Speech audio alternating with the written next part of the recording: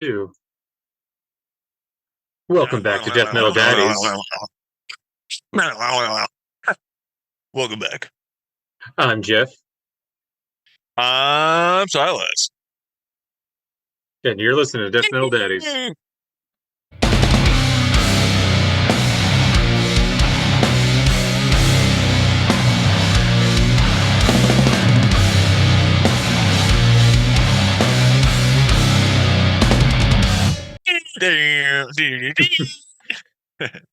Man, I fucked that one all up.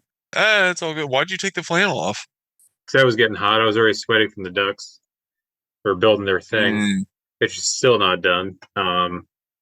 Because obviously it got all dark. Yeah, all I have right now is the actual structure itself. I need to put the fencing on tomorrow and the roof, and it'll be all done. So prior to the construction, were they just like hanging out? No, they have one of these small coops. This one's actually like a fenced in enclosure, to where it's like I want to say it's like 10 by 13 by 6, something like that. Like actually like big to where it can fit the coop in there, a lot of walking room, and we can fit like a kiddie size pool in there. Oh, that's awesome. Yeah. Oh yeah. Yeah, so how many you got? Two ducks? Yeah, that's probably how I'm gonna start talking about my week, because I think it was the day after we recorded last week. I got home and was like, man, I need to check on the ducks. I didn't think I checked on the day before. I need to check on them, check their water, check their food. Hey, kiddos, you want to come with me? Yeah, let's go play with the ducks.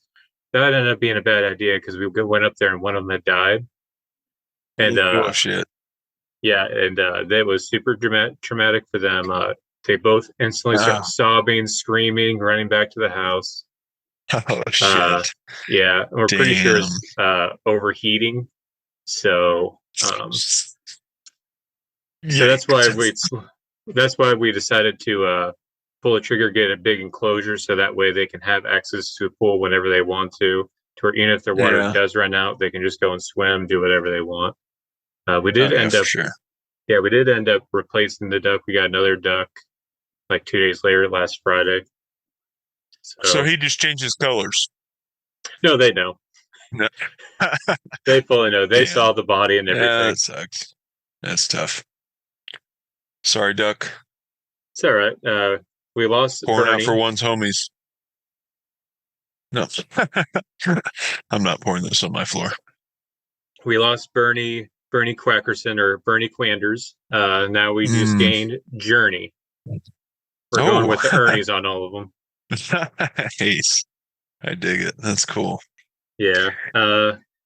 Yeah, then I've also realized... Is this a Mick Quackerson, or is this a... Yeah, they're all Quackersons. Bernie was a little special. That was Bernie Quanders, for Bernie Sanders. Another pour one out for my homie. Yeah. Yeah. That's awesome. Found out this one. So both of them, Murray and Bernie, they were both like kind of like liked us. They didn't mind us too much. Bernie died, so we're like, all right, let's just go get another one. And I realized how important it is to start them off as ducklings so they can socialize with you, because this one's kind of an asshole. Oh, really? Is he pecking at you and shit? He'll try to. He bit the owner as soon as she grabbed him to give him to us. And he does not want me to get near him. Oh, man. That sucks. But, yeah. On that, Friday I had off, so it had a day date. Saturday, my brother came down. What's up? Oh, cool. Oh, I just said the day date's always fun. What'd you guys do? Did the sweet romantic thing and went to Bass Pro. Did something real fancy. Hell yeah. Way to go, man. Yeah, I went to Bass Pro, then just some shops downtown. She took me to some like 70s themed store. Like it had old knickknacks and stuff, some cool stuff. Then I got to choose mine, and I went to Stick It in Your Ear vinyl. Oh, hell yeah. Have you been there? No, I don't think I have been to that one. I've wanted to go, but I never went. I think you'd love it because they have a great selection. They have vinyls I didn't think anyone would have. They had, I almost bought "It Comes in Waves" on. Oh, no shit. I want to say it's glow in the dark and pink. Oh, dude, that would be badass. Do you have that one on vinyl? Or No, I only have oh, their two newest ones, and what's the other one? Slow Decay. oh, okay, yeah. Yeah, and Damn, that's awesome. they also had Disentomb and Misery. Ooh, hell yeah. That would be tight. That's Hmm. crazy. They had Distant Tomb. Yeah, Damn. they also had Celtic Frost, another one I thought about getting.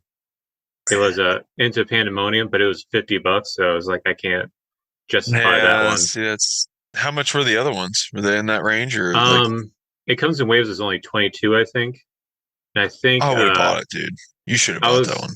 I was thinking about it, but I already bought something else. I bought a book from Amazon, Choosing Death, the important history of or the improbable history of death metal and grindcore. Kind of like a Ooh, Lords of Chaos, but for death metal and grindcore. So I oh, didn't that's want to sweet. buy too much in that realm. That'll be pretty interesting. Have you started that one? I've only started the introduction and one of the forewords, and I'm excited for it. It already has kind of like that Lords of Chaos feel without the old crime part of the Hmm, scene. Yeah, it's all like the okay. history, the importance of it, all these bands and stuff. So that's pretty exciting. Uh, that's awesome. Yeah, other than Um, that, I don't think I'd had anything else. How about you? How was your week? What'd you do? um, let's see. I had an extended weekend. I had yesterday off. Probably the first Labor Day that I've ever asked for it off, but it was excellent weather and it was just a fun day to get the girls out. So we went to the zoo in Springfield and we are contemplating Bass Pro, but both girls weren't like they didn't nap all day. They just did the whole zoo and we were leaving. It was like evening time. I was just like, nah, we're just gonna go home. We're just gonna skip that because I'm sure as soon as we got in is would have been like their done moments. So it's just I don't know.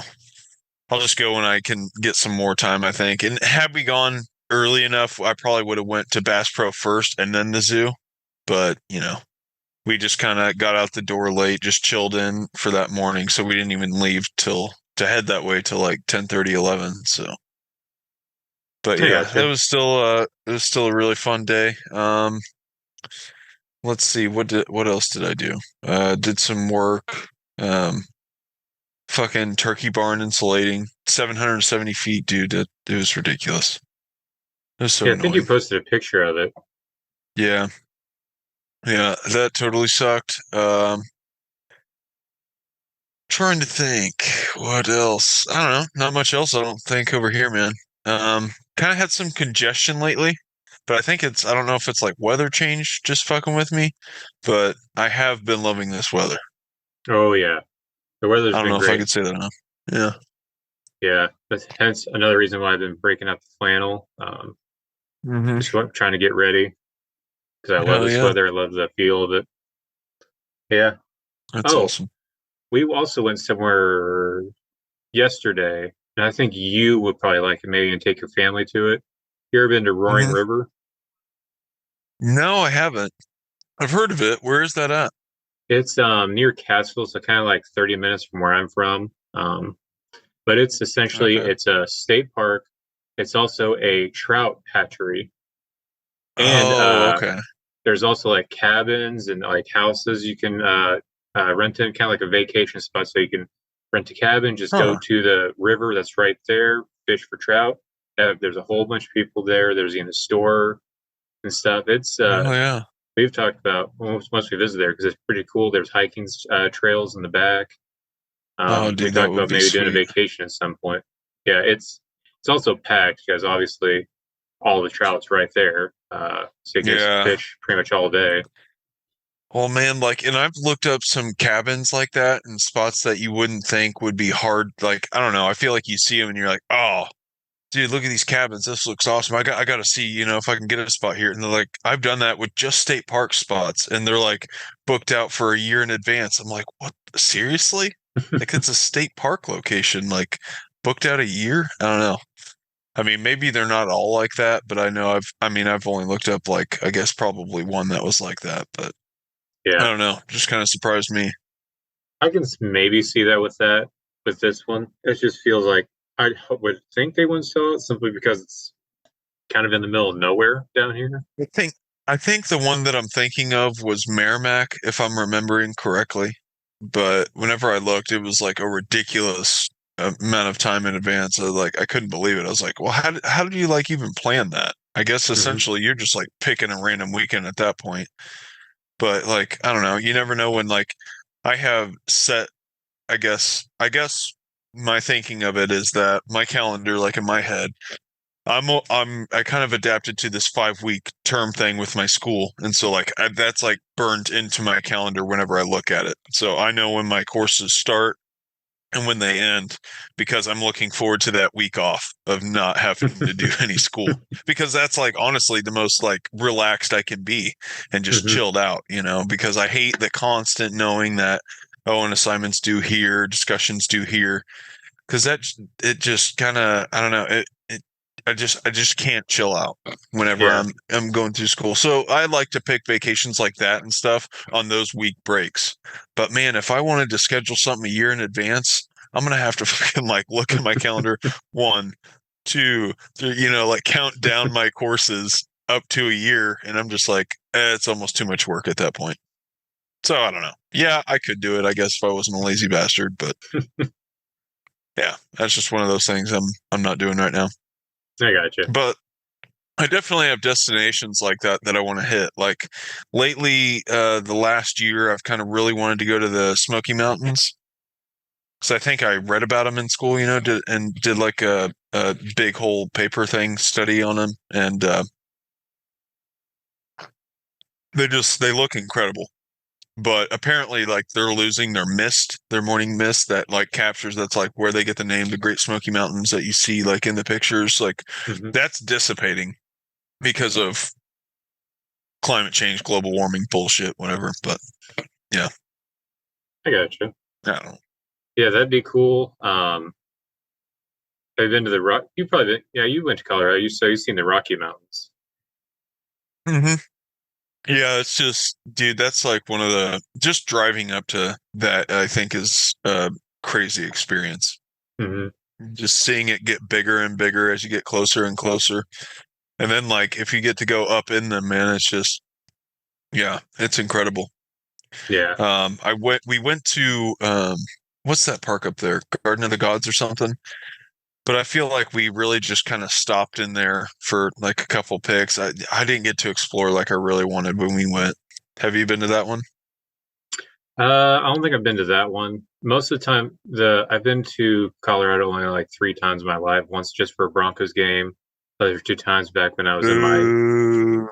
hey, it was a great time. But the other 2 times were back when I was in the church, going to mission trips up there. So obviously, we're not going to go. I only got to Mm. see the mountains from afar. Never actually got to go up in there or do anything Well, cool it's called sightseeing. Garden of the Gods. Yeah, that's multiple. That's blasphemy.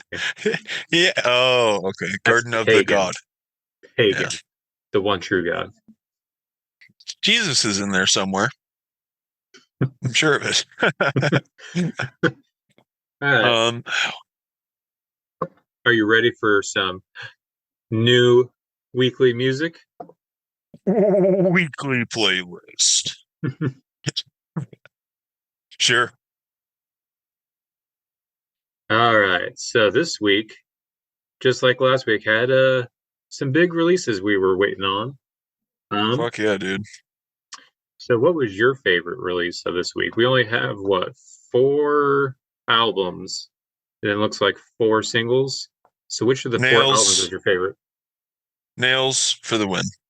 Yeah, I'm gonna Absolutely. agree with that one. Fucking slammer, ripper, in your face. 10 out of 10 if we were doing the discography. Um, Hell of an album, dude. Yeah. Uh, it was a great album. I listened back to some of their older stuff today just to see how much of a change it was.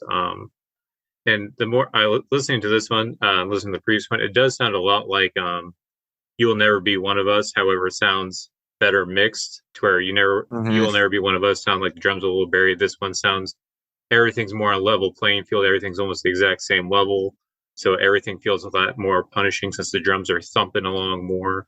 Um, yeah, I it's feel like they've gotten faster, like yes. since they've started. Like Abandon All Hope, I feel like you still get really doomy riffs and shit Hmm. and slow chugs, but like this one's just like, no, you're doing speed on this album. Oh Like, yeah, like because I just was not slow down, dude. because in the first two albums, the vocals are completely different. It's almost like the entire time. Where this one, it's more of like a gargly, like more mid pace, almost like a golem on speed. Yeah, Yeah, I'm just like, good God, it's so nasty. Yeah, it's he sounds like he's trying to get something out of his throat the entire album. But yeah, he sounds more pissed. He just sounds super pissed off. I don't know. It's got a really pissed off vibe. yeah. I would say my favorite song would probably be it was a single, but it's still a great song. Give Me the Painkiller with Yeah. the the singing of the title, but also that cool riff, that fast and catchy riff. That Yeah. I like how oh yeah. Or wait, is that one? yeah, Okay, yeah. Dude, yeah, that is such a sick riff. So memorable. Like it like catches. It like it just it can I can easily pop that into my brain. But I don't know, like the imposing will chorus is what really gets me. That nasty like or I think he says something else after the third or second time, but it I don't know. So catch and that's what I liked about this record is how you can actually make out those titles like in the songs that he's hmm like there's a handful of the songs where he does that. But man, I absolutely freaking love this album. And I mean front to back it was very enjoyable. I threw hmm it back on a couple times. It was very short, but I get why. It's one of those things to where, 'cause we've talked about with Deicide, you only want for a roller coaster to be good, it has to have ups and downs. This one is good, but it's almost like it's just it never lets off the gas. It's full throttle the entire time, so it's like the roller coaster's Uh, going down the whole time, just with some twists and curves every now and then. So keeping it yeah. short, I think works great with this. Yes, absolutely. I think my favorite song, Lacking the Ability to Process Empathy. That one is so good. But like, and that's, even the titles of these tracks are so like just draws me in. I want to read every single lyric, just with the titles of them. It's Yeah, freaking sick though, man. it's a very punishing album. Yeah, it's Punishment Map, Every Bridge Burning. Uh, I Can't Turn It Off. Great album. I can't turn it off either. Sorry, a stupid joke. Track number 9 is called I Can't Turn It Off. All Um, right. Next up, Oceano, Mm-hmm. Living Chaos. What'd you think? Originally, so I went into this thinking I wasn't gonna like it because I already had a sour taste in my mouth from Mhm. some of the singles, make it seem like it was. Because what I love about Oceano is the dread they make you feel in all their music, like it's never gonna get better, imposing doom or petting doom, kind of stuff like that. And with the happiness and some or happy chord progressions and some of the singles they dropped, I thought, they're doing something I don't like. And also, I want to say Adam posted something, and it made me feel cringy because he never actually followed up on. He says, "I'm about to expose all of your favorite bands," and it's like, so what is this? Like, do you have What? information? Like, you can't say something like that during this post Jeffrey Epstein list and just not say Yeah, anything. yeah, no shit. Yeah. But it's like, okay, I'm assuming he's just talking about how good this album is. So that already left a sour taste in my mouth. But I listened to this all the way through about twice now, and yeah, I think it's actually pretty good. Mass produced, that ending, heavy breakdown. What were some other ones? Price of Hmm. Pain, um, Wounds Never Healed, Into the Flames. This was actually a pretty good. It's different than old Oceano, obviously, because one of the things that I liked about old Oceano was again the dread, Then also the kind of loose concepts. I don't really understand the concept of this one. It feels like it's just random songs strung together. But Mm. I will say this does sound good, and it sounds like a good direction for them, at least from what I'm hearing. What do you think of this one? Well, you're a lot nicer than me. I feel like I was a lot more critical of this one than my thoughts, but I don't know, man. I just wasn't digging it from the get-go. I didn't really like the build up to it, and I think like Mass Produced was released so long ago. I feel like it's kind of hard to include this on an album, whereas other bands uh like Aborted, they Hmm. they write so much shit they have to throw out a 3-song EP a year after a big release just to get it out before their next album that they're writing, which is going to have Hmm. none of those songs on it, you know. And so it's like it's bands like that I can't keep up with. And so like this, once I seen Mass Producers on here, I was like, oh well, did you just not have enough, or did you just decide to throw it on there? I guess it doesn't really fucking matter, who cares, whatever. But anyways, Mass Produced, I guess what I'm getting at is, in my opinion, I think the best song on here.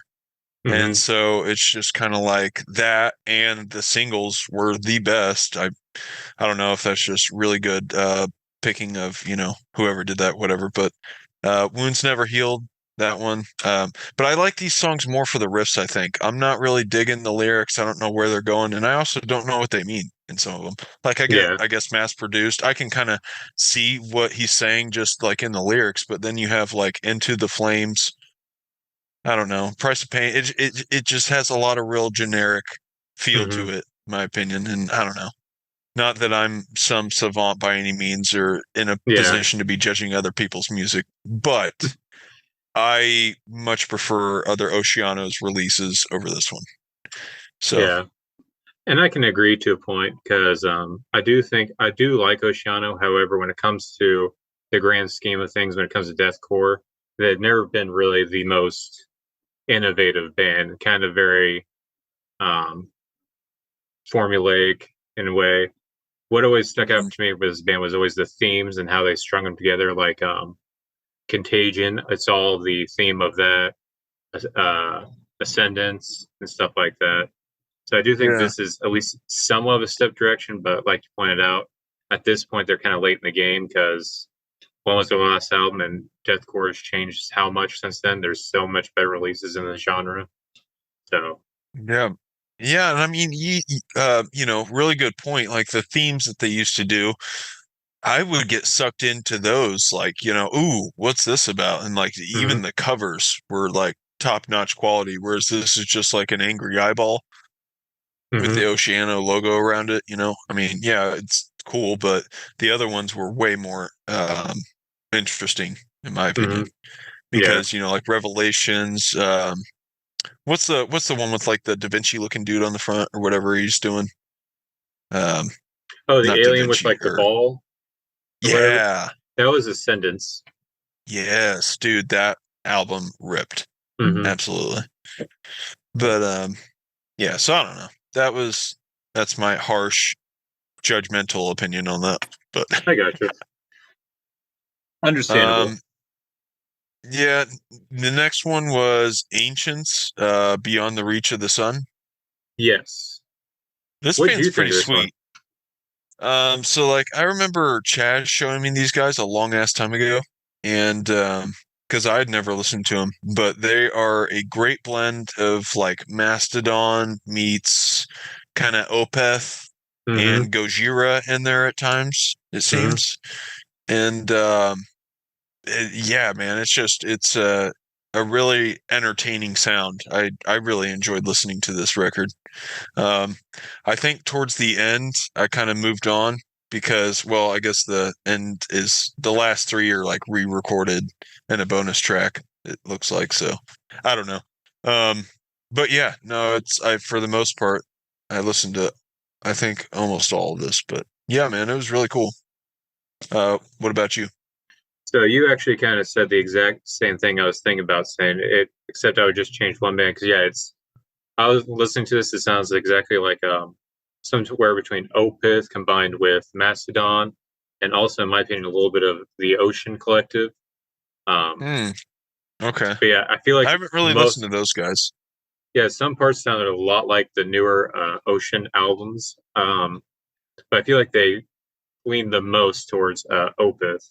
Yeah, I was listening to this, just putting up the duck thing, and yeah, it's good. I think for me, the track that stuck out to the most was I think it was "Is It Your God." It was a fun listen, nice surprise. What was this album called again? I don't know if we've been doing that for any of these albums. Yeah, I Oh, think I you said said the Oceano one. yeah. This one was This one's sorry. Um, Beyond the Reach of the Sun. yeah. I think you Hang on. did say this one and Oceano. I put a vitamin in. I'm gonna take it out because I just realized it was terrible timing to have a fucking giant chew in my mouth. I'm sorry, With your dude. vitamin. Yeah, it's I got these vitamin chews.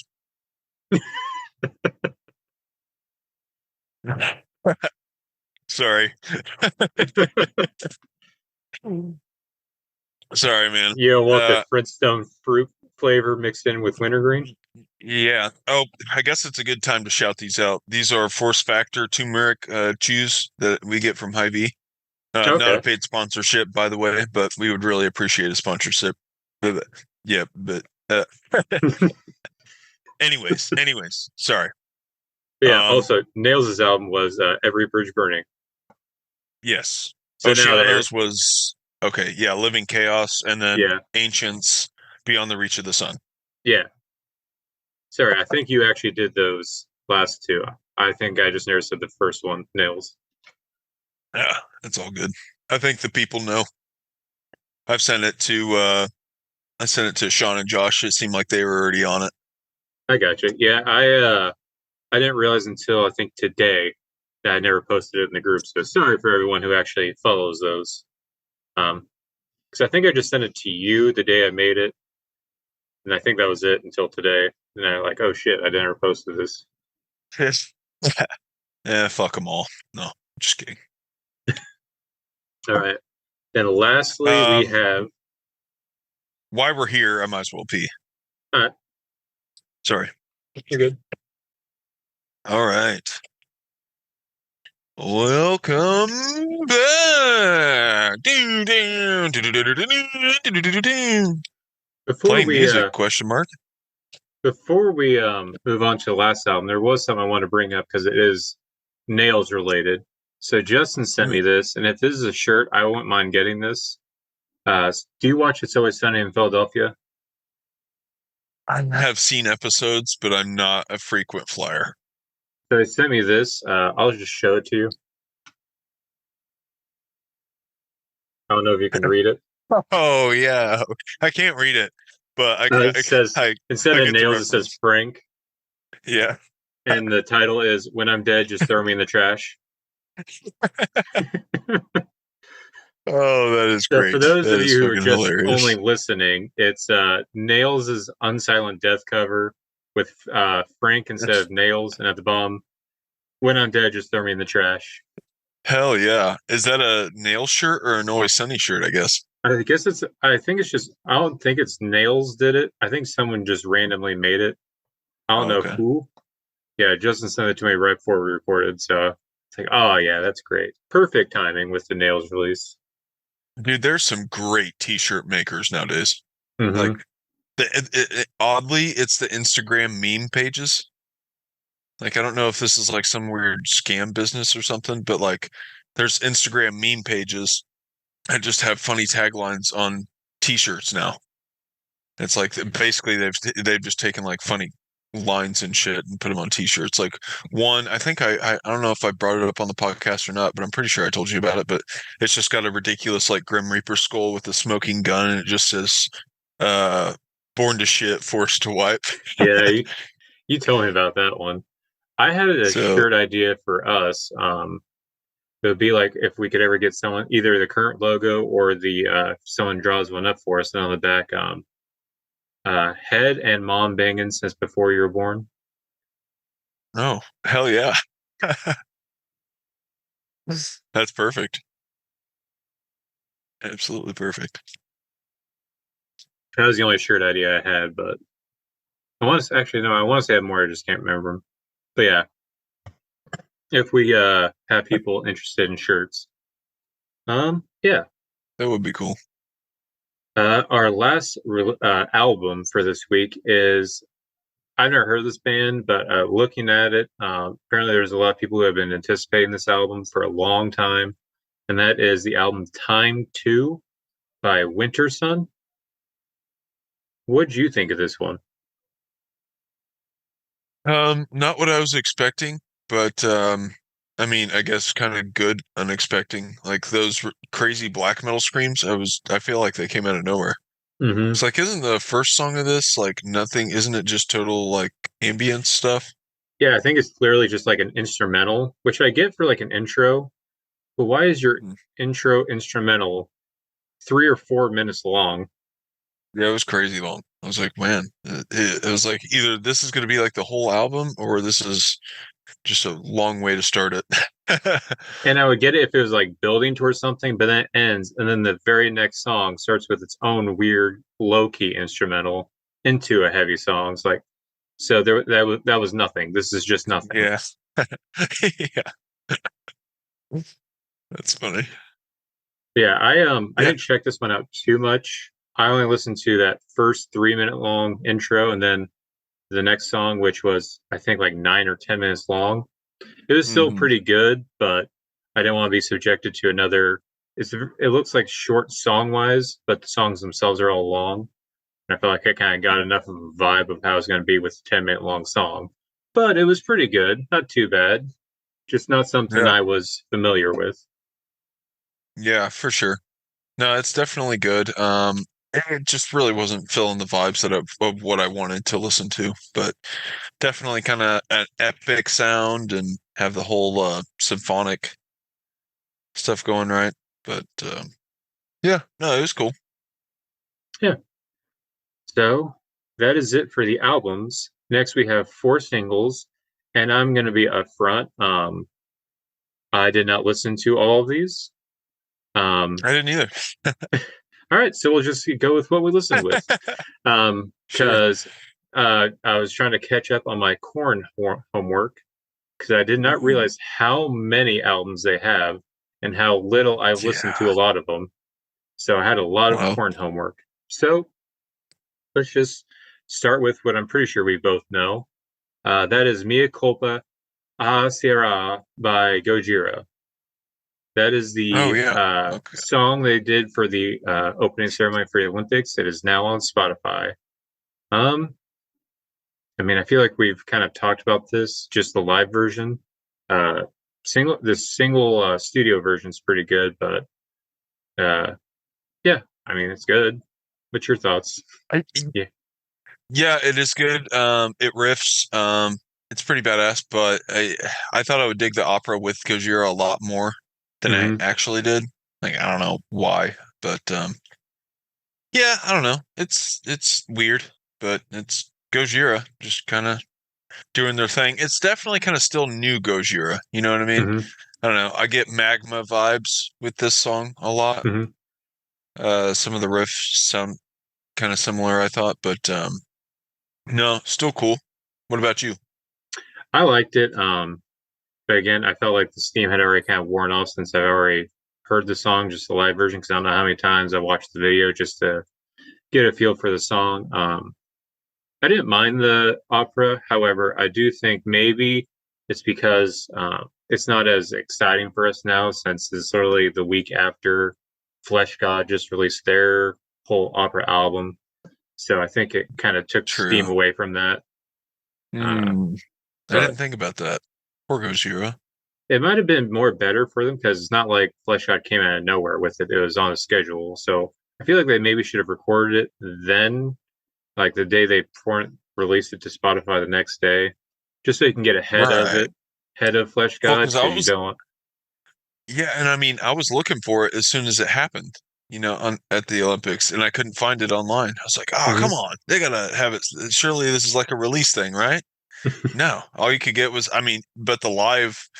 I'm pretty sure there was like some people that just like got like the direct audio and released it, on YouTube or some shit and some random videos. So like you could get those, but I just wanted like the official single release from Gojira. I wanted it like when it happened at the Olympics, but yeah, had to wait for it. So yeah, I think you're right. Probably stole some points for him. Yeah. You Um. could say they're going home with a bronze. No, stupid. Sorry. But yeah. Other than that, I didn't listen to any of the other singles. Did you listen to any other singles? Um, I did. I had to listen to Flying the Black Flag by sorry, I almost stumbled into a bad word there. Flying the Black Flag by Shadow of Intent. Which word? Um, yeah, yeah, like flying. I was gonna get flying mixed up with something. Yeah. But it because I had to get that Ben Dur fix, and I feel like I go to every new Shadow of Intent single or something just for my Ben Dur fix because, like, let's be real, he is Shadow of Intent. Hmm. But Um, I actually really liked this a lot more because I think they're stepping out of the symphonic heaviness as much, or no, like just the symphonic, and they're kind of they got more chunky, a little bit more groovy with this release. I love it, dude. I thought it was really good. If you haven't listened to this one, definitely go check it out. Um, Solid new release, man, and it gets me excited for an album if that's what they're leading up to. But very cool. So that was the only one that I listened to. I But yeah. gotcha. Yeah. For those, the ones other two we didn't listen to, I'll try to put them on next week. Sorry about that, everyone. If you were hoping for us to talk about the other two, but we'll add them on to the next one. But you kind of just brought up the point that something I've kind of been wanting to talk about. This isn't going to be included in the fatherhood talk. There's another topic I'll bring up for that. But when it comes to like the electronics and like the symphonic stuff with Shadow of Intent, it's not that I'm against them using it.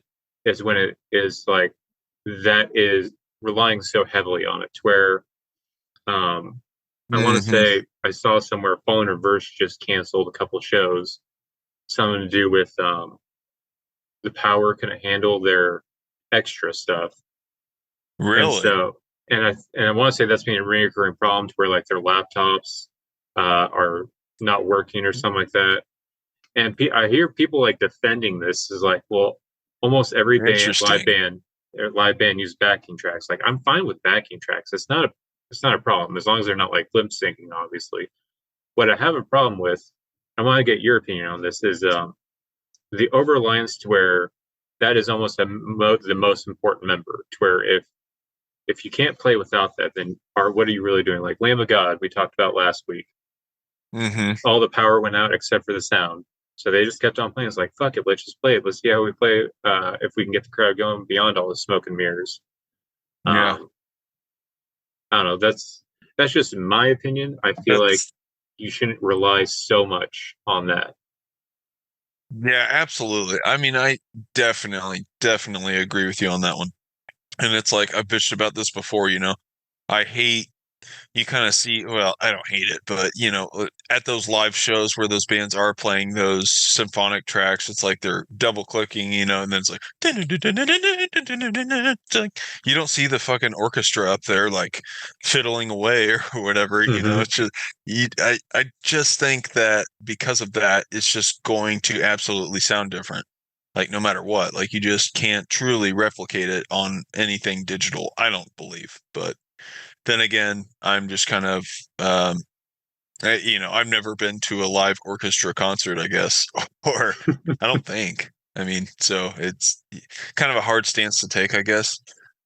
But I would assume, and so, yeah, and if your band's relying on it that heavily and you can't get the shit to work, it's just like, and so you're just gonna cancel shows, like, I don't know, man. Yeah, that's kind of a shitty spot to be in because then what is it all about? But Yeah, I don't because know. Then you get into the different worlds of music, EDM.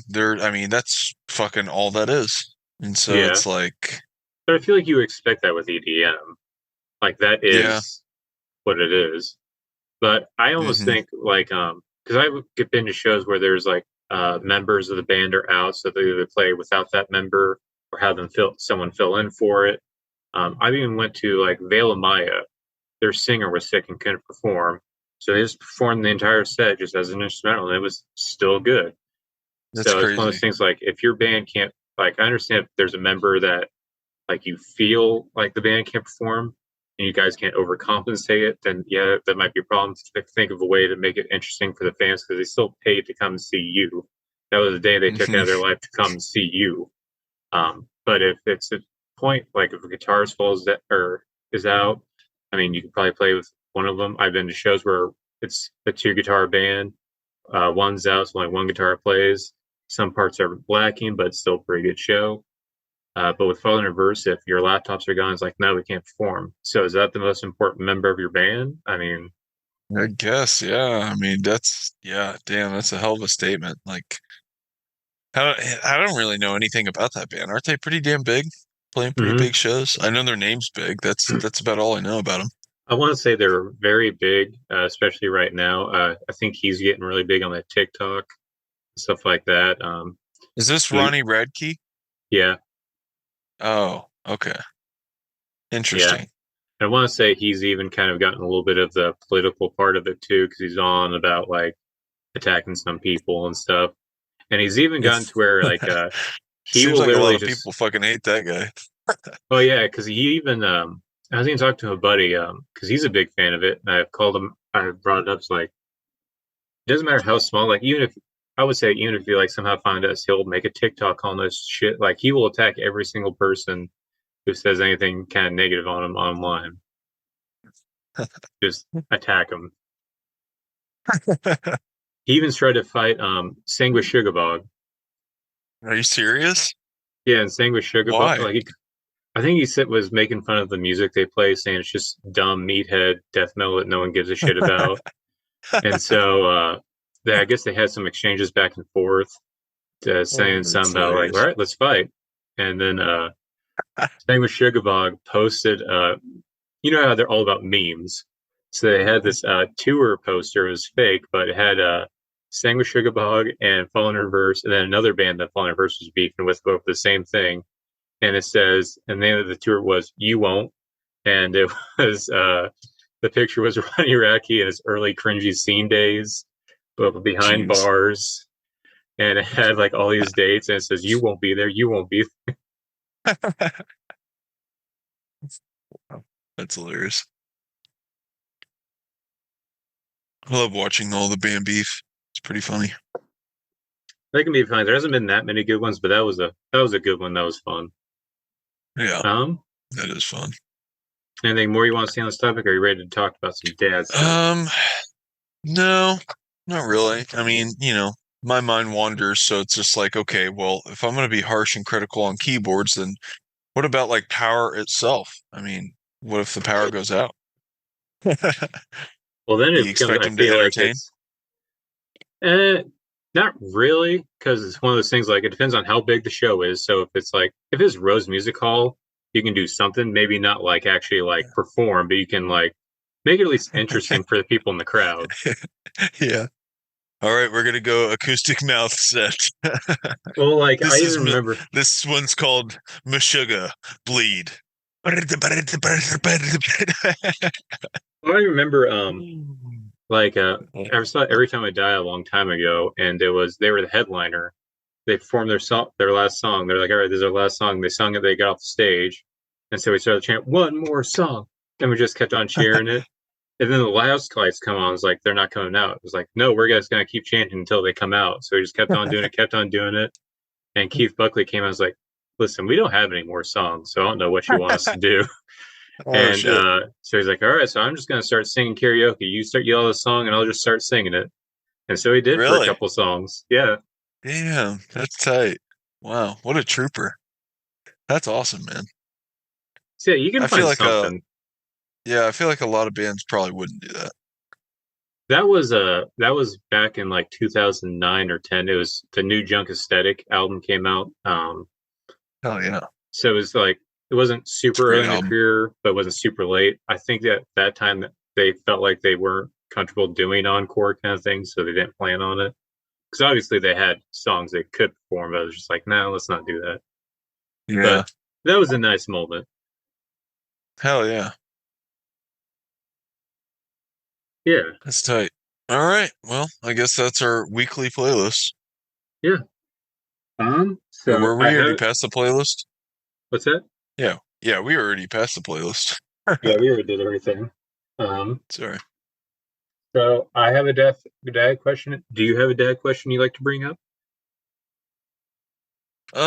Yeah, I got a really good one for you I've been wanting to bring up. Okay. What's the first day of dropping your kid off at school like?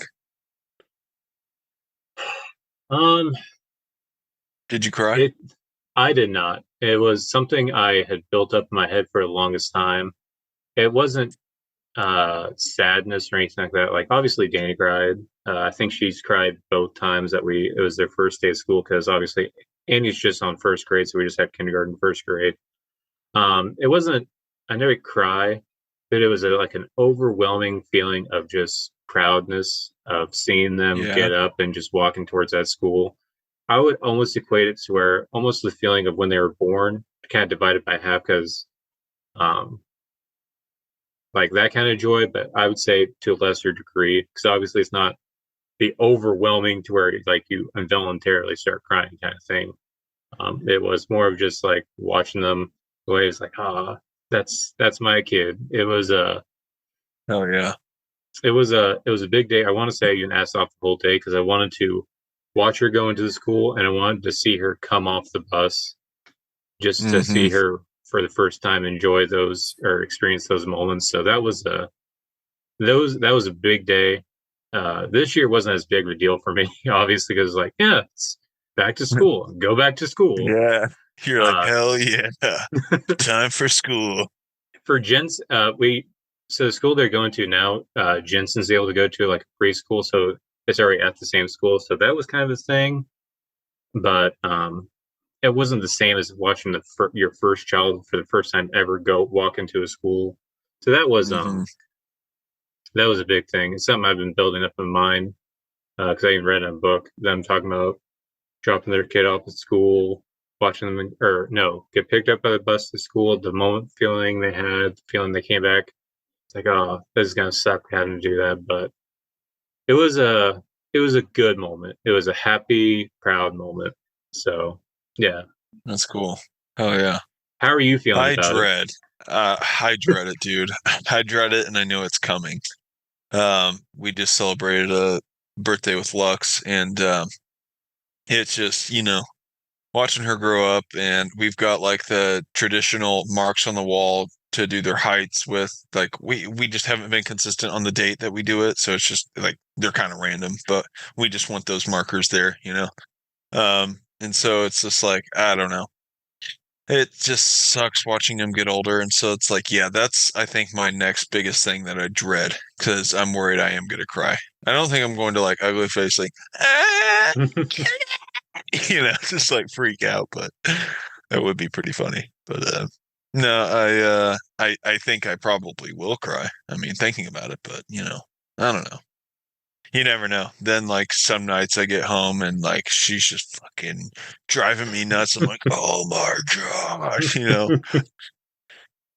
So it's back and forth.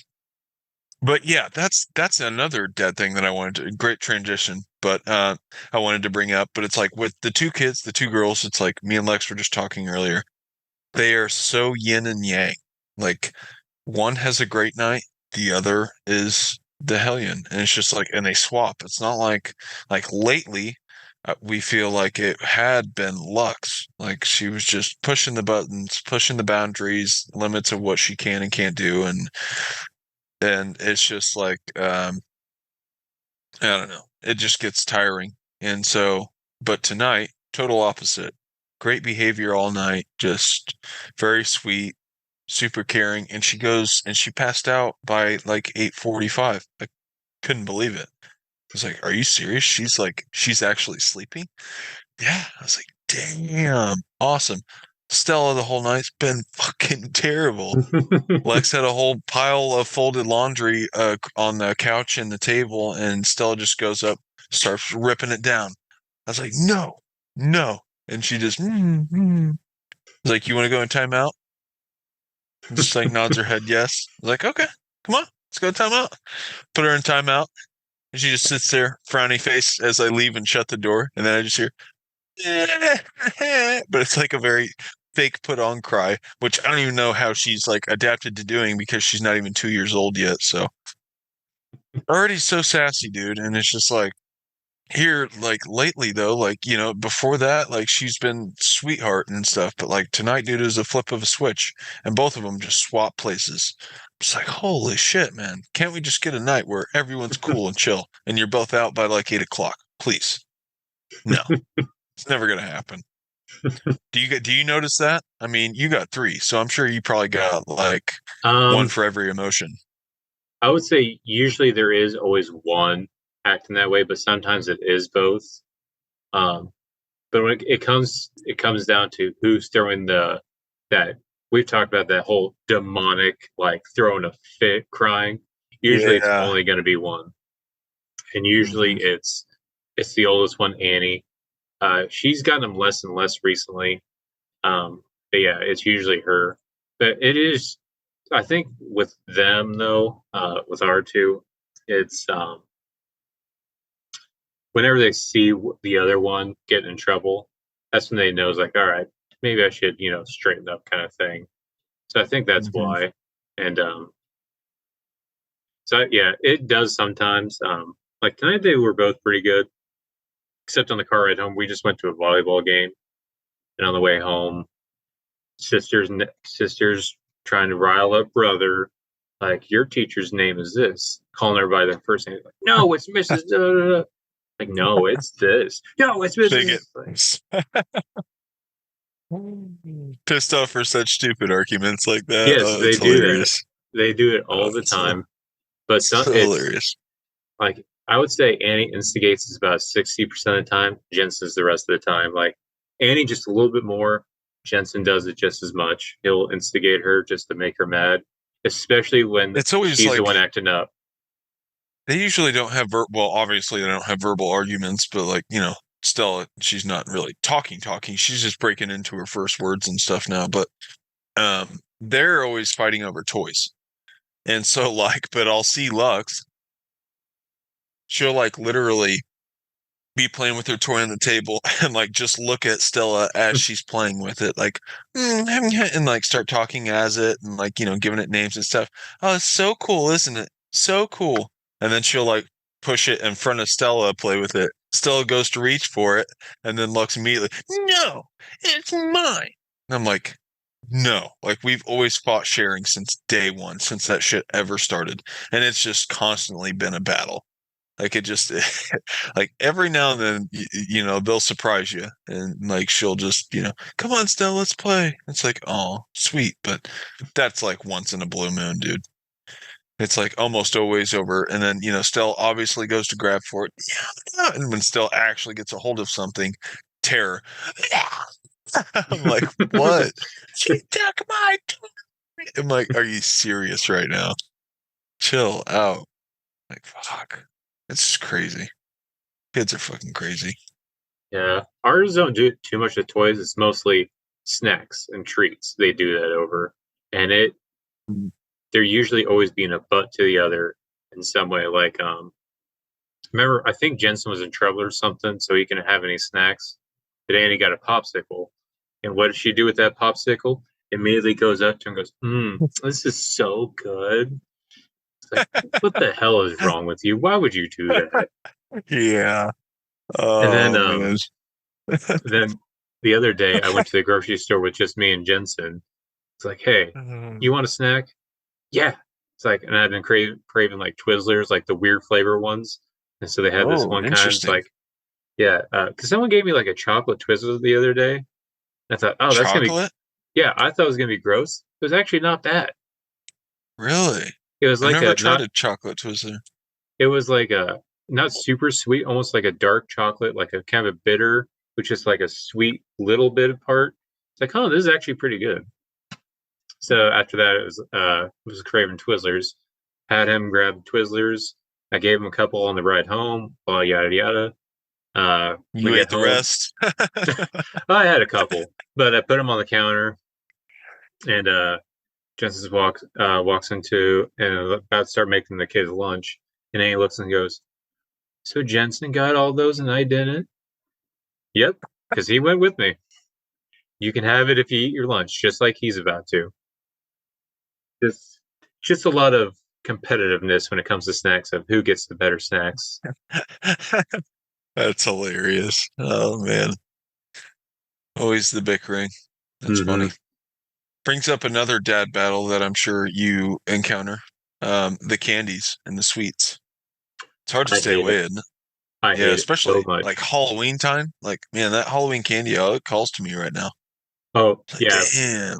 that's one way because I hate how much they ask for the candy because they'll eat that candy They, all in one day if they want to. oh, they'll fucking live off of it. Yeah, Like, so we actually will eat Lex, it. yeah. We'll eat the shit out of that candy to to, make sure to, they don't. yeah, to counter their candy problems, we take care of it. Yeah. I'm helping them. Yeah. Where all they have left is gross candy like suckers and Tootsie Rolls and Yeah. like stuff no one wants. Their Double Reese's are bubble, gones. year-old double bubble. Yeah, Yeah. I already did that with all their parade candy. Me and Dan. Yeah. All their gummy bears are gone. All the Sour Patch Kids. All the good stuff's Uh, gone. Now they got the thing of crackers and a bunch of suckers. oh man, that's hilarious. It's so true though. You just can't resist them. You see them sitting there on the counter in the bowl. You've told the girls no 3 times today when they've asked for it. Now they're both asleep and it's all yours. It's like, let me get that almond joy. Let me get that Snickers. Hell yeah. Yeah, I remember they were asking for like some kind of dessert or snacks. Like, yeah, and I promised them this thing. Then I realized we were out. I was like, oh, we're out. They're like, well, can we have candy? Oh, thank God. Yeah, just take some fucking candy. Avoiding this meltdown. Yeah. Yeah, it's like it goes back to what we were talking about, like, how much like your tolerance, how much can you withstand, There's Hmm. just a point in the day when they ask again, and it's just like, oh, fuck, okay. Maybe not the F-bomb, but yeah. Yeah. Yeah, because most of the time, like their candy consumption, it's out of control sometimes. So usually when Oh, it comes to dude, like yeah. those big holidays like Easter, Christmas, Halloween, stuff like that, we'll take the candy and hide it, and every Yeah. now and then we'll give it to them to the point where they'll forget it exists. And I'll let her go ham for a night. Like, Halloween mhm, night, she will go ham. I don't care. mhm. Eat Yeah, all the candy, eat as much candy as you can before you yeah, pass out from a sugar crash, yeah, And then, but that next day, like that night, I am literally going to hide it, like to hmm, where it's not in a reachable distance. yeah. And we've done that. However, there's been a lot of times where, like, especially when we moved, we found all these things of candy that they never ate. It's like, oh Yeah. well, we saved them. Yeah. Right. Just ended up throwing away this old Easter candy of like Peeps and stuff that they sold now. Not gonna eat it. Next year's Halloween bowl. Someone did mention doing that, but with Christmas toys, like they get so many toys when they're young, they don't really remember all the ones they get, so put it to the side and get it to later. I never Oh my did that, gosh. but it's something I heard. It's like I, that's not a bad idea. Not a bad idea because they absolutely forget about them. We've been having to just like fucking bag hers and like do thrift store drop offs because it's like our house can't take it, dude. Our house is only Hmm. so big to where we're just like, holy shit, like we are surrounded by toys. Hmm. Like we have got to do a clean out. And yeah, she's got so many, man. There ain't no way she's remembering all of them. But I may have brought this up to you already, but like there was one time we asked her, "Hey, can we pick out some of these toys to take, because you got all these new ones. See, these new ones are really cool, but because you got these new ones, we don't really have room for all these. So can you pick some of these that you don't really want?" And she surprisingly was just like, "Yeah, sure." Like, "Oh shit, okay, sweet. As many as you can go in the bag now." But yeah, Yeah, I did that with Annie. I probably wouldn't be able to do that with Jensen. Jensen's the one we need to do that with because I was cleaning his room yesterday. It's almost fully clean, except right now I have a whole big like basket thing packed full of clothes, and then another moving box filled with toys. Like, all right, we gotta do something. You can't just have a box as a storage thing in his room. Yeah. So, got to figure out a way to get rid of some toys or something. Just slowly throw them away. Because also the dogs are chewing them up, and the cat. Our cat has annoyingly been. Whenever she finds a moving box, she'll pee in it. So we've been finding moving boxes with like cat pee in it. Really? Yeah, Oh man, that's terrible. we That had to throw away sucks. two like semi like I'd say about a quarter, still quarter of the way of stuff. Just throw it all away because like all right, like it's got cat pee all over it. Like some were ultrasound pictures. Like oh Oh, man, we damn. were able to save That like two of them, sucks. but yeah, I had to throw some ultrasound pictures away because the cat peed on it. Damn, that's a bummer. Yeah, gotta get rid of boxes in some way. So you have to figure out a way to get rid of some toys. He doesn't even play with most of them. He sleeps with a lot of them. It's just his bed. How are your kids' beds? This is just a bunch of toys. Toys, pillows, stuffed animals. Yeah. That they'll like never play with. It Hmm. almost seems like the stuffed animals are more for decoration. Hmm. Like the day they get it, they're like, "Eh," set it down, and then it's like it's there forever. Yeah, that's how Jensen's bed, especially because he has all these stuffed animals he doesn't really play with. They're just on his bed. And another thing he likes to do is whenever I read him a story, he says, "I want to read it when you leave." Okay, which is going to end up meaning next time I clean his room, I'm going to find like 5 or 10 books he just left in his bed just because he Yeah. wanted to hold it and look at the pictures as he's falling asleep and just leave it in his bed. Hey, that's a good thing to reinforce, though. I'd be like, okay, yeah. But I mean, my household, they don't even Yeah, sleep without us, so it's like, I would yeah. love if they're just like, oh, I want this book to go to sleep to. Sweet, hell yeah, It was cute the first couple of times, but after a while, when I'm cleaning his room, it's like, all right, I don't know where anything's at because yeah. he's the biggest issue when it comes to telling them to clean their room. He will not touch anything when Really. it comes to cleaning his room. Danny and Yeah, brought like, Lux. go ahead. I was just gonna say Lux was going through a bad phase of that, where she would just straight up refuse, like, and wind up in timeout because she just wanted to keep saying no. I'm like, you will clean your room, and no, no.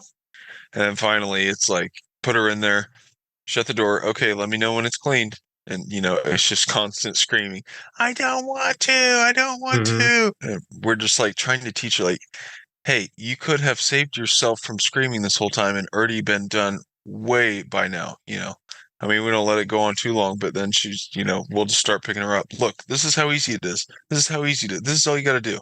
And then, sure enough, she starts moving her hands, grabbing piles. Like, okay, there you go. And then I step away and I leave. And I'm just like, you just clean your room. No! It's like, oh, come on. Yeah, I can't even get Jensen to do that because I remember Danny and Brad was like, we can't expect him just to know how to clean his room. We gotta show him. I was like, all right. So I showed him how to pick up his clothes and put them in his dirty clothes bin, and he still just does not do it. Like I did it all for I cleaned his room the other day, and I put him to bed that night, and there's some clothes like because he can change himself and put pajamas on. So the clothes he just wore all day are just all over the floor. Like Jensen, where did dirty clothes go? In the clothes basket. And he just lays back down. Just he knows where they go. He just doesn't want to do it. Wow. He's just telling you the statement. He's just Yeah, like, it's oh, like I know where they go. I know that and question. and it's gross sometimes because like Danny's gotten on to him was like because he wears a pull up at night because he loves to drink stuff all day long. So it's hard for him Oh to yeah. not wet the bed. So we still have him wear a pull up at night. So he'll like change himself into normal underwear for the day. And we got tired of it because he won't throw his diapers away. It's like, hey, throw your diapers away. Your room smells like this. It's like, okay. Yeah. He would do it every now and then. But when I cleaned his room the other day, I found out instead of taking it to the trash can, he was hiding them in his closet. Oh no. Oh man. So He's yeah, just been found stockpiling pull-ups. Oh being shoot. sneaky about being lazy. Yeah. Damn. How old is he though? He's 3. He's just mischievous, a mischievous boy. Yeah, I'd say you definitely have to check on his work, his progress. Yeah, he's smart, but that's the issue. Sometimes he'll use his smartness to like stuff like that. It's like, yeah, I'm not gonna do that. I'm just gonna do it to where they think it's done. They're not gonna see Yeah. it. Because he like one thing Then he you're just like, really man, it is funky in here. oh yeah. Well, I have a terrible sense of smell, so it's hard for me to tell. Oh yeah, I forget you. Yeah, that is true. I always Yeah. forget that. Yeah. Apparently my mom I guess I inherited from my mom because I saw them this weekend and she was talking about it. Then it was the whole joke of like, oh, you got COVID. It's like, yeah, maybe I should keep my mouth shut because then everyone will think I have COVID, but it's just Yeah, genetics. shitty nose. Yep. Still can't smell skunk or marijuana at all. Wow, you've never smelt it ever? Like, did I you can't ever? smell it at all. I That's don't know what it crazy. is. Like I Huh. even in high school, one of my buddies is a prank for the last day of school, or it was the day before the last day of school. Oh, There we go. I think that huh. did it. Do we still have the old stuff too?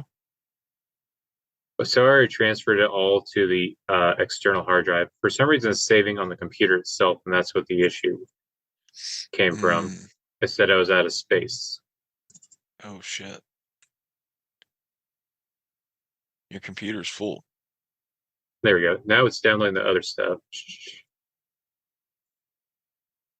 All right, there we go. All right, so yeah, it'll just be 2 different recordings combined into one.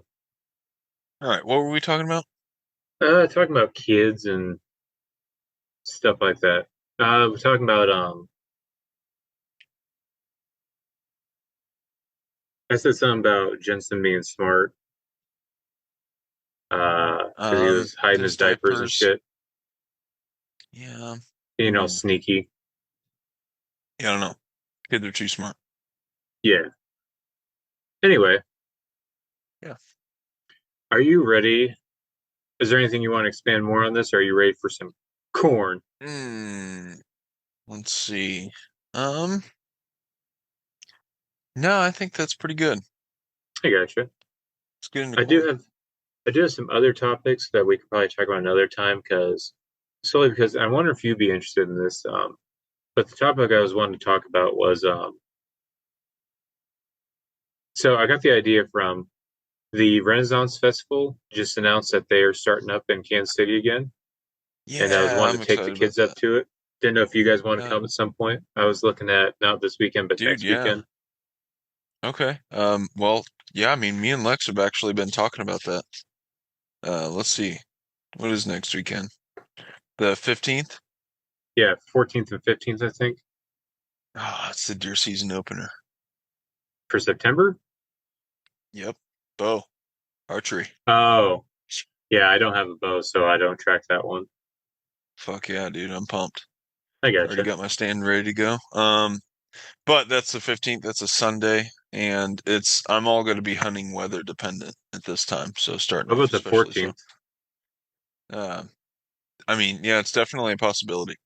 Is that bow I hunting know. or is it starting the Sunday? No, it starts on Sunday, Okay, which kind so of I was looking sucks, more at but Saturday. okay. Yeah, definitely a possibility. I'll check with Lex, make sure she doesn't have anything planned already. She's I usually our gotcha. main scheduler, so I I'm pretty gotcha. bad with that shit. Yeah, I was talking to Danny because she has weddings pretty much now until like October 12th, but that's Okay. when that festival's nearly done. So it's just something that I was trying to preoccupy the kids with, and I figured they would love that. Something they would probably Yeah. love. So, and that was what the topic I was wanting to kind of bring up was like, what are some things like for new fathers uh, or parents in general? What's something that would be fun for both that you enjoy doing with both you and the kids, or sometimes it's just for the kids kind of thing? Mm. Yeah. Well, if we're going budget friendly, we'll go for like a hike at Ha Ha Tonka, Hmm. just because that's relatively close to us, 45-minute drive or so. And so if we're, yeah, we'll do something like that if we're on a budget, or If we can spend a little bit of money, we'll like go out of town. We like to go to Branson. Um, and it's just kind of fun to get out and, get away and stay in somewhere new for a couple nights or something. Or and like as far as activities go, I mean zoos, I Hmm. feel like they're built for that. We just hit the zoo, or yeah, I think I mentioned that, right? Yeah. Hmm. But we just hit the zoo, so like stuff like that's great. And I mean the kids are almost always going to love that. Um, Renaissance Festival, we did try that last year with the kids for the first time, and we never even went without kids. So, but I think we're looking to go this year, and I think they'll probably like it again. But they did pretty good last year.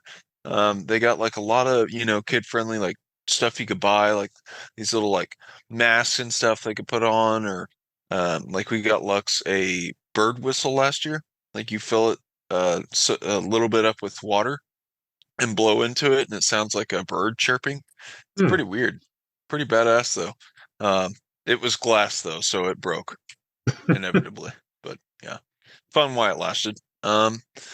Let's see. So yeah, I mean, I'm all for getting out with the kids doing something. I don't know, like amusement parks, they seem fun, but like honestly, I feel like you can't really get the experience of like full blown amusement parks until they're older and can ride the rides, because like Silver Hmm. Dollar City, yeah, it's cool, but they're still pretty limited as to what they can do depending on how big they are. Yeah. And their attention spans only, it's pretty limited for a place that big. They're Hmm. going to be getting cranky, wanting to, settle down, probably bound for a nap at some point in that day if you go to do something like that. But Yeah. And I feel like that's my problem with Silver City at this age is that like we have season passes, so I'm more comfortable with leaving whenever I want. But I feel like that's the issues with, especially with Jensen. It's like he'll maybe ride 3 or 4 rides, and then we just like gotta call it a day. It's like we're done here, and it's because I don't know. I'm very introverted, so my social battery runs down pretty bad. And it's everything is so spread out, and so it's just I get drained pretty quickly. Maybe when he's older, because Annie's a little more fun, she can ride more rides. But I always feel like when I'm there, is like I'm glad to have a season pass. If I bought just a day ticket, I would not feel like I got my money's worth at all. yeah, for sure. I definitely agree with that. Like, yeah, it's a trip, man. I mean, you got to think you're packing out. You're gonna have to have a backpack for like diapers and wipes, and they're in that age, and or like even snacks if they're just like in one of those. I want a snack. I want a snack. Hmm. You want something to just pull out fast to uh make them happy at least, so or temporarily, whatever it may be, but. Yeah, stuff like that, man. Like we hit the state fair this year. They were pretty entertained with that, and they both did pretty good for that day. That was one of those nice days we had. Um, but yeah, I mean, for the most part, we're pretty much down to get out to close to anything with them. Like this was the first year Lux started doing some of the rides at the state fair, and I think this was like the first year she really got interested in wanting to do them. I think before, she was a little timid, too scared, so. That was pretty cool getting to see her really liven up and want to experience that. But yeah, man, I only got so much energy to last, and they do Yeah, too. So, yeah.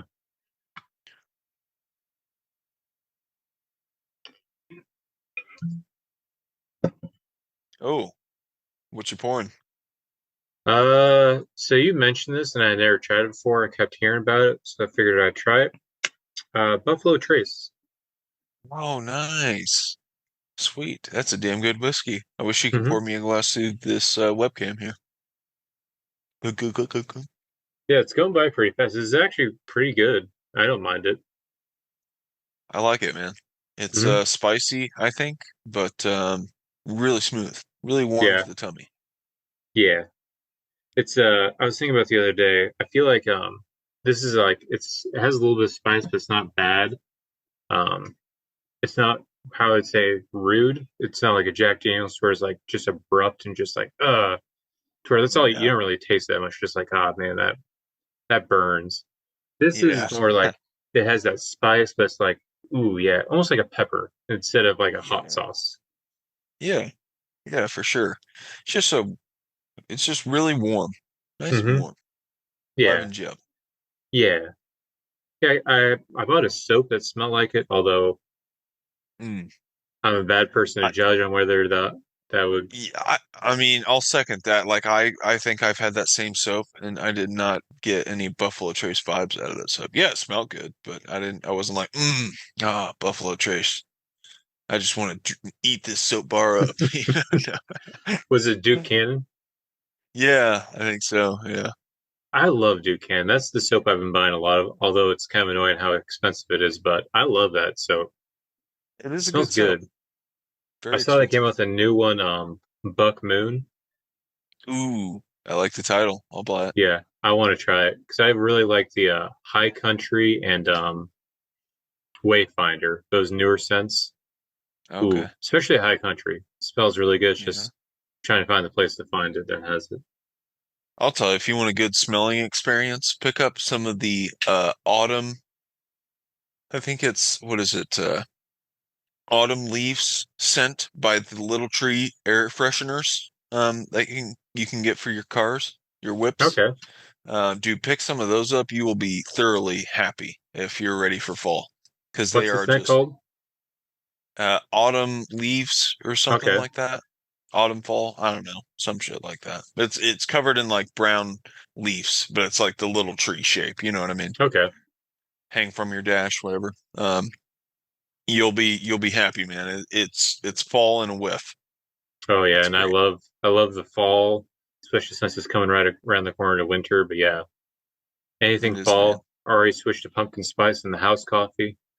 I'm ready. Ooh, nice. Hell yeah. I am too, man. I'm pretty pumped. I'm ready for it. Yeah, one of the best times of the year, especially with apple cider coming up. Apple Hmm. cider, pumpkin Oh yeah. pie, greatest Apple time. cider is good. Damn. It is. Oh, pumpkin pie, man. Slaps. Probably my Yeah. favorite pie. Are you more of a fall or spring person? You know, I feel like I don't know. That's actually really tough because like the old man in me, I get so excited in the spring because I look forward to landscape projects and new yard projects that I want to do in the year. And I'm so into planting, getting the garden going. But then like when fall comes around, it's like it's a new burst of energy. It's like they're pretty neck and neck for me, man. It's pretty comparable hype for each one, I'd say. Love the fall, love the spring. But, I definitely lose that spring energy as the summer goes on and the heat just fucking takes its toll on you. And then I'm just like, oh, all right, come on, let's go wintertime, get here. And then you start feeling those cold mornings, cold nights. I'm like, oh, hell yeah. Like right Hmm. now, I feel like that's happening. I'm like, oh, shit, yeah, dude.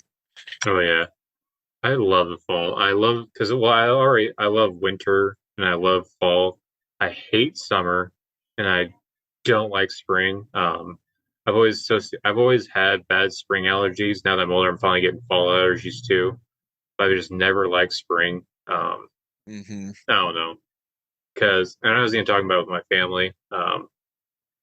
I would prefer to be too cold than too hot. That's why I love winter more. I think it's that Yeah, introvert in me. Just like when it's snowy outside, no one expects you to be outside hanging out with people. You're expected to just kind of be inside, by a fireplace, read a book. Like that's comforting to me. That's what I love. I don't like the heat. I hate the heat. yeah. I would prefer the cold. So fall makes everything better. Hell yeah. I could dig that. I like the longer sleeps in the wintertime. Mhm. I feel like the sleeps are way more comfier, snoozier. I just on those long dark days, I just want to like, go to bed early, fucking wake up late, and man, it's awesome. Yeah. And then also all the good sports happen in fall and winter. You got football and hockey. True. Yes. Man, games start this week in 2 days, Hmm. right? Yeah. Chiefs versus Ravens this Thursday. Um, Yeah. Broncos Seahawks Sunday. let's see how that goes. Mwah. I still got to pick. We have an in office competition. It's one of the survivor pools. To you get to pick. You have to pick a winning team for each week, Okay. and you can pick wrong only once to stay in. So That's if you cool. pick the wrong team twice, you're out, and you can't pick the same team twice. So you got to be Oh, strategic. So well, that's hard. I'm trying to figure out who I should pick for this weekend. I'm thinking either the Bengals over the Patriots or the Tampa Bay Buccaneers. Or no, yeah, I was either going to pick the Buccaneers or the Bengals. I haven't decided which ones I'm going to pick. So I want to pick the teams like Chiefs are obviously a juggernaut. Pick them later in the season. But I don't know. It's hard because Patriots, like, yeah, you think they're going to Mm. lose. That got a brand new coach and a brand new quarterback. Then it's Oh also yeah, they're the mystery. You don't know. Maybe the coach is like true. the a good coach. I don't know how it's going to go. They could go undefeated. Yeah, That I would don't be know how it's crazy. going to go. That's So nuts. right That's now what's it's still. exciting about football. Those Hmm. changes can make such a big difference in a team. Hmm. Yeah, I'm excited for the season. Obviously, I won't be if it's a three-peat for the Chiefs. I will not be happy with that. Um, then that's another That year of dealing with all that. Yeah. Yeah, dude, you know what's crazy is like, in all honesty, I was watching those preseason or the playoff games of the Chiefs last year. I was like, yeah, we ain't gonna win this one. It's not the Chiefs' year. This just isn't our year. I said that all season long, and then they win the Super Bowl. I was like, wow, that was honestly shocking to me. I was like, Hmm. damn, that's pretty crazy. Was Yeah, not expecting that one. because I want to say even the Broncos looked like they could have won the division, like uh, somewhere around the They last three games. they tried hard late, but Hmm. I think it was just a little too late, man. And like Russell Wilson, dude, he has like these moments where he'll just whip out fucking 10 fantastic plays and then he'll throw two interceptions and fumble the ball, Hmm. you know. Yeah, he was. That was a mess. I'm glad we're kind of out of the woods. We still have all the dead cap, but we're finally Broncos rid of him. country, That's let's right. ride. Oh yeah, I don't have to defend his cringy ass anymore. He did bring out the cringe with the Broncos, man. Oh yeah. Ugh. Oh, that's dangerous. Introducing Yeah. Russell Wilson, Danger Witch from Subway. Oh my gosh. Yeah. Now we got a normal quarterback, Bo Nix. He just needs to keep his mouth shut, not say stupid things like Russell I feel Wilson like would. haven't we had that name in football before? It sure Bo sounds like Nix, we've had that name. Yeah. I think it's just one of those generic, like all-star football players from high school. Yeah, but it's like how do you get that name? Bo Nix? I Like don't know. It's not. I feel like his name was given and he was bound to play football. I feel like it's one of So those stereotypical, uh, like if you watch a high school movie, is like, oh, I thought you were dating so so. No, she broke up with me for Bo Nix, the quarterback. yeah, just the big fucking jock douche of the team. What's up, nerd?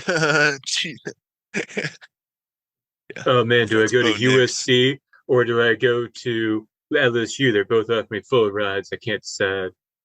Yeah. Wow, that's Bo Nix. He's so hot. Oh my God. Yeah, very varsity blues vibe. Yeah. Well, he's got Yeah, a hell of a name to live up to. yeah. He's supposed to be pretty good. I'm excited for him. We'll see how he goes. Supposedly he's like first fits perfect with Sean Payton's scheme. He did very good in training camp and these first three preseason games. Even Zach Wilson's improving. Um, Hmm. so yeah, it's Who said this? The hopefully good. Broncos um, press? What's that? I said, who said all this? The Broncos press? Yes, I do listen to a podcast, but I have been keeping I'm just track of the kidding. preseason stats and stuff. Like, oh yeah, Bo Nix is doing pretty good. Even Zach Wilson, the last preseason game was pretty good. He threw a huge long pass. Like, damn, So he's exciting. It's Zach just that Bo Wilson, is he the Gilf, Jets, the yeah, Gilf guy? the Cougar Hunter, Or yeah, okay, yeah, his mom's friend. yeah. But it looks like he's grown up a little bit because I saw him do a press conference on Bo Nix winning the starting spot. He's like, he was all humble, but I was like, oh yeah, Bo Nix, hell of a player, doing a great job. Glad to see him doing good. It's like, hell yeah, finally growing up That's and being cool. mature. Yeah. Then Jared Stidham's No, like, he sucks. Not as good as me. Arm's not as good as Jared's, mine, but well, then he's a they good interviewed quarterback. Jared Stidham about it, and he's like, I know I'm a starting quarterback. I just had to prove it to myself, and I had to prove it to all these other teams somewhere. It's like, okay, guy, you, Did he really have the somewhere in there? yeah, I don't know if he had this somewhere, but that was pretty much the vibes. Like, yeah, It's you're funny. probably going to be third string with this shitty attitude because he was a starting quarterback at the beginning of training camp, and now he's not, and now I bet he'll be third. What's crazy is they're still making a fucking kick-ass salary sitting on that bench. Yeah, well, he's on That his is last nuts. year of his contract. They only Yeah. signed him to a 2 year. I feel like there's more pressure in being the second string quarterback when you have to come in when the first string's injured. Can you imagine that Yeah, intensity? I think it depends on the situation because it's one of those things like what situation did they put you in, kind of thing. Aaron Rodgers, Hmm. first game, I first was play. thinking, I was thinking more of well, yeah, I feel like Zach Wilson was kind of fucked because Jared, those Jets had the huge Mm. hype around them, and then Um, Aaron Rodgers yeah. just very first play is like, "Yep, I broke my Achilles, and I'm So not you're going to take what? it." So his You're out for the Achilles. season? Yeah. No, yeah, it's crazy. It's just like your fucking Achilles broke, dude. Are you serious? And then it wasn't he on Oh, this I'm still gonna bullshit. play. I'm still gonna play. It wasn't he on that bullshit on like, yeah, I went to saw this specific doctor. We did these specific things, and I'll be back in 8 weeks. But it's Yeah, it all was some dependent on how the ridiculous team's timeline. doing. It's like, no, you're not, bro. No, you're not. Yeah.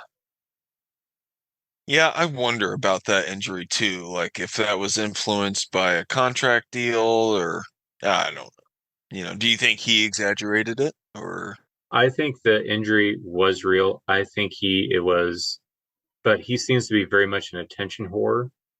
So I think he was Mhm. saying whatever he could for people to keep focusing on him, even though he wasn't playing for a year.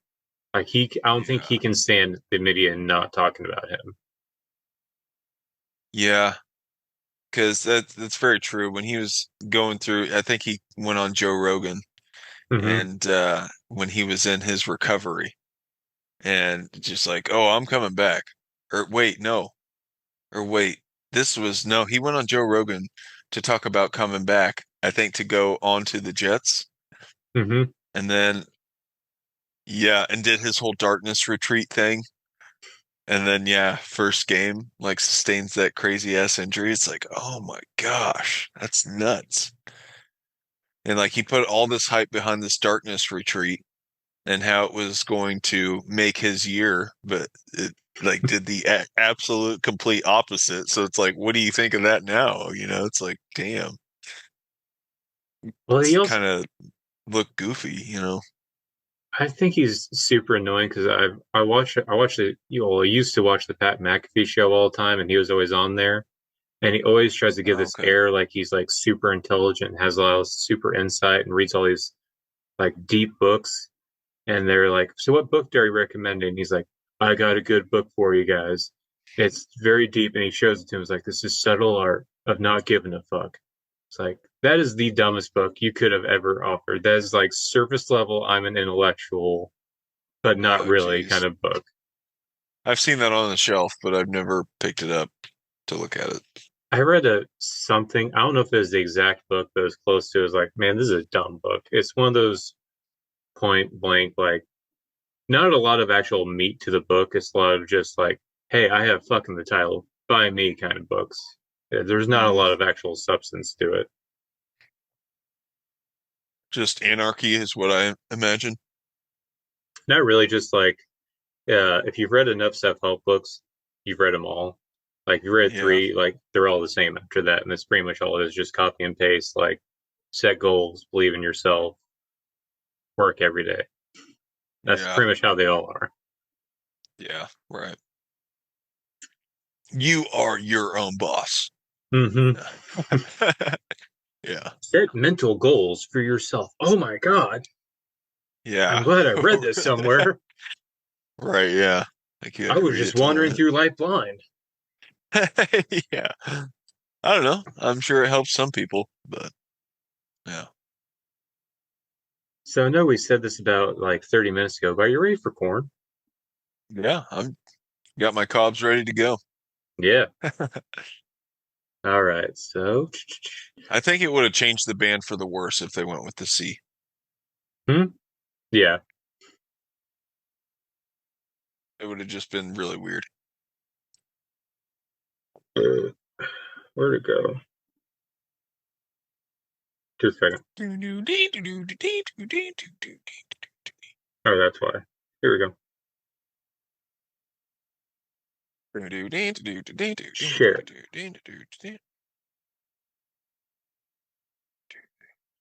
presentation mode. All right. Oh, so is the Left to Suffer guy? Did we talk about this? Sorry, before Corn. Last week or a week or two ago. Left to Suffer, is he in that Violet band? Cover Me in Violet or something? I'm not sure. I know he was in that I think he there was is, that man. large super group that had like all the big vocalists, like the Big Six or whatever. I know he was in that. I don't know if that Well, ever came in this is anything. that project, the System of a Down guy you were telling me about. Oh, is he in that? The the bass player. I know Shavo's in that Seven After Violet or Scarlet or something like that. Yeah, yeah, that's what I'm thinking of. But I think it's with the Left to Suffer guy. Is it? That would actually be And he somewhat interesting. but he clean sings. He does that Oh, weird Drake singing stuff that we were oh, talking about. T then I don't talking want to shit check on him that for. out. Yeah, like I dug the music, but I did not dig the vocals on it. I was very thrown off. But he looks like the Left to Suffer guy. It might not be. I could be totally wrong here. Yeah, But what's it? Is it Taylor Barber? I want to say is the guy's name. yeah, maybe. That might be pretty good. I don't know. Tom Barber is Chelsea Grin. I want that's I think what kind of throws me off because it's like an amalgamation of like big vocalists like him's names, like Sean Barber or what's it? Tom Barber, and then I think Corey Taylor. So it's like Taylor Barber. I want to Oh, say. yeah. Huh. He only wears half a mask. Sorry, another stupid joke. All right. Anyways, sidetrack there, back to corn. Yeah. All right. Probably, I got to put these in order because this is not in order at all. these guys are Yes. the biggest death metal band that I know of. Where you Sorry, go? just kidding. Um, Man, yeah, that's a hell of a discography, huh? Yeah, I did not realize how Are you long their discography was. are you putting like the weird ones on here, like the Path of Totality, Corn Yep. 3? If it's an official album, I'm putting it on here. Okay, weird. All right.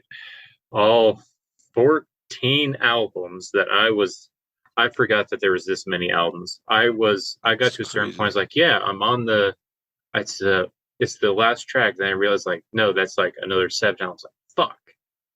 Mhm. Um, yeah, this They is, have a lot. I'll leave this to you to kind of lead it, kind of like we did with Watang, because I feel like you were a lot more familiar with this band.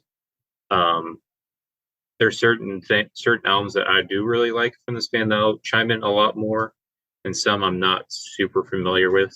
So I'll kind of back off and give my rating at the end. But I'll let you leave this one in order. Cool. First release, Corn 94. Um, Man, their discography is just so powerful. Like they got songs all the way back to their this album that they're still playing live. Biggest one being Blind. Hmm. Probably one of the biggest Korn songs ever. And then, all kinds of other ones on here. Shoots and Ladders, Clown, I think is a big one. So yeah, Ball Tongue, I think is another good one. Um, Daddy. They got some weird shit too. But yeah, man. So you got some hits on this. I don't know. I think it's they started out the gate pretty strong, man. I would give this one a 6.8. I got you. This is one I kind of grew up with. Because I remember Okay. my brother had this album. I remember going to the store with him, it was me and my mom, my brother, my sister. You know, my brother just go out to the stores. Like my mom's like, oh, he's buying one of those CDs that Yeah. I don't want to listen to, but it's okay, I guess. Comes back and it's this album, Corn, with this weird cover. And I had one of my best friends used to play this one all the time, especially with I forget which song it is. I want to say it's Clown, where it starts off with them in the studio, where Yeah. it's just them like fucking around, like Hmm. wham, wham, just fucking do it, damn it. Yeah. But yeah, there's a lot of songs I like on here, or a couple of songs I like on here. Like I really like the bagpipes and the nursery rhyme stuff on Shoots and Ladder. Um, Ball Tongue is kind of that weird. The only thing that Corn can actually kind of pull off with the bass, being very forefront, but Hmm. um, not in a pretentious kind of way, like some of the bands that do that do, like Tool or some of the tech death bands. It's more of a just like a cool thing they do. Very Blind, I know hoppy. is like, yeah, Blind, I know is one of their big songs, but it's not a song that I really get into simply because it starts off really big, then it kind of dulls out once it gets to the verses, and the riff really reminds me of another song in their discography that we'll get to later. But the big song on this album that sticks out to me, so I never took Korn that seriously. I always thought it was like kind of edgy because I always thought they were like with the times talking about this messed up stuff because that's what they talked about. I never thought there was much depth to it until a couple of years ago. I finally checked out the song Daddy, and that kind of fucked everything because it's a song I have a hard time getting through to where it kind of makes everything kind of come together. It's like, oh, this is all real. This is all stuff that actually happened to him. Shit. With the whole him breaking down, crying and screaming at the end in the recording booth, like, oh my god, it's a song that's very hard to get through for me. Not because it's anything I've went through or anything, but it's just as a father hearing a child talk about his parents not believing him when this stuff was happening and how much it hurt him is like, God, that hurts a lot as a father. So with that, I'm probably going to give this a 6.5 solely because of those songs I do like and how hard emotionally hitting Daddy was for me. Just because as a father, just listening to a son talk to shouting out at his parents that they didn't believe him and all the pain he was going through. So I'm going to give it a probably 6.5. Hell yeah. It's a solid album. And is that self-titled or yeah. Yeah. Okay. Yeah, pretty cool. Up next, Life is Peachy, 96. Hmm. Gotta let my cat in. Sorry. Sorry. You're good. This album, Korn, Life is Peachy, 96, kills. I think this album's awesome, man. Starts off super weird with twist. Yeah. I've read or I think it was Joey telling me that Korn's early days, like their whole first album, or I don't know if it was this album. I don't know. They were like drug fueled in this era Hmm. of Korn, pretty much. But so it's like Twist, I hear songs like that and I'm just like, was that just like the drugs like coming through to Jonathan Davis? Like was that what I don't know, man. It's a wild idea to just do that for however long it is, like 40 something seconds or whatever. Very weird. But anyways, breaks into Chi right after that, which is a fucking crazy ass banging song. And yeah, they just go into some corn stuff, man. You got some great songs on this album. Badass sound as always, but Good God is probably still to this day one of my favorite corn songs. And then yeah, it just gets so crazy, man, especially towards the end. The build up, I think, on that ending is just so powerful. Would you get the fuck out of my face? No! He just like builds up to it and just keeps repeating it. It's just like, damn, it's awesome. But and then Adidas, and then Hmm. I didn't even listen to this song until I was running through the discography. But Wicked featuring Chino Moreno, I can't Hmm. even really make him out in that song. But I was just like, I was so thrown off. I guess he's just kind of doing Jonathan Davis type stuff, really, because I thought it could have been Jonathan Davis the whole time too. So I don't know. Did you hear that one? Or- Yeah, that was so. Most of this album was the first time hearing it. A few songs here and there I was familiar with. Wicked did catch my attention because obviously it's Chino Marino on here. And as soon as I saw it, I was like, oh yeah, I gotta listen. I gotta focus on this one. This one made it sound. It reminded me of like Cypress Hill, a very Cypress Hill sound. And that kind of made me kind of realize like a lot of this early stuff is very rap influenced, to where the guitars aren't really doing much riff. They're sometimes doing like the needle scratching, like stuff like that. Not Yeah. really a dissonance for like atmosphere, but more for like a and more of a hip hop vibe with the drums and just doing like a needle scratch. I think it worked really well with this one. It's still really weird, but Hmm. I've got a very Cypress Hill vibe from this. I really love the standout track for me on this one. It was I feel like one of their catchiest songs of all time, and that's Adidas. Uh, Yeah. it's super catchy. I hear it and I want to, as soon as it's over, I want to restart the song because it's a fun song, catchy. You It is, sing man. along to it. So, So singable. Yeah. It's mhm. crazy. But yeah, it's a banger of an album. I give that one a 7.6. I'm probably going to give this one a 6.3. So that would be a 13.9. What's next? Next, probably their biggest album ever. Korn Follow the Leader. I don't know about now.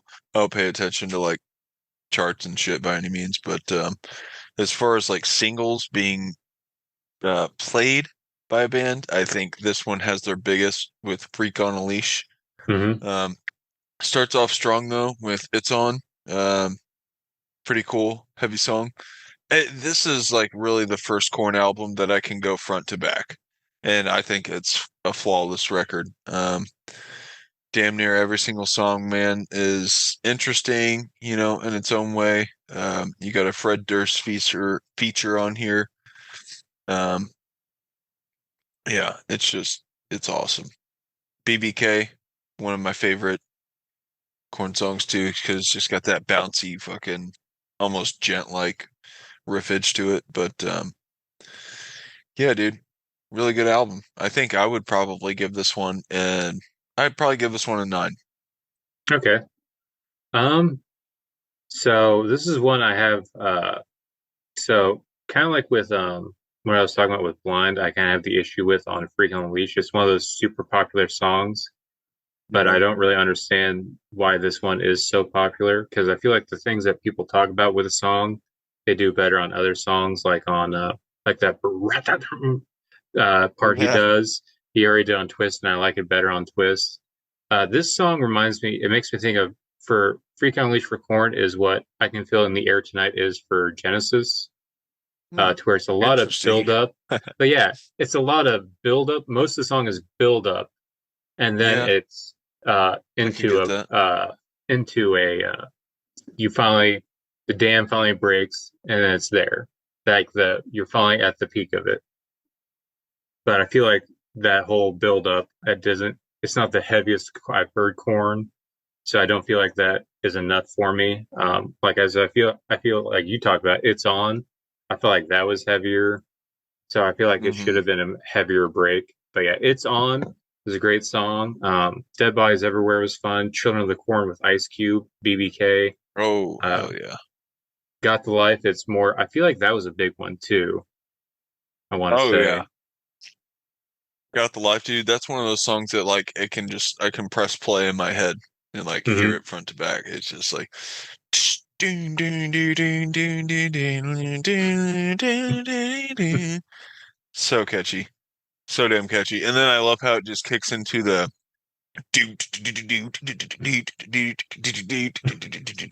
I love that bass ride, dude. So fun. Badass Another album. another two What would songs I want to say that caught my attention because I have had it playing when I was cleaning the house, but I want to say it was Pretty, and then also Camel Tosis. I want to say also oh caught my attention. Um, oh, another big one, My Gift to You. That was a good one. I want to say, if I remember right, that caught my attention. So with that, I'm probably going to give hell this yeah. a. So the more at first I didn't think I liked it, but now looking back, like there's a lot of songs that stuck out to me. So I'm probably gonna give this a 7.5. Okay. Would you give it an 8? I give it a 9. Oh, you gave it a 9, so that's gonna put it at a 16.5. It's gonna Yeah, you know what? I think I was being a little too generous. I think I'll give it an 8.5. I'm sorry. 8.5. Yeah, just in terms of like other albums that we're gonna get to, it's just yeah. Okay. All right. Up next. All right. Next is Issues in 1999. Um, I think this is like in a great era of Korn. This is where it starts, or actually, it probably starts with Follow the Leader. You know what?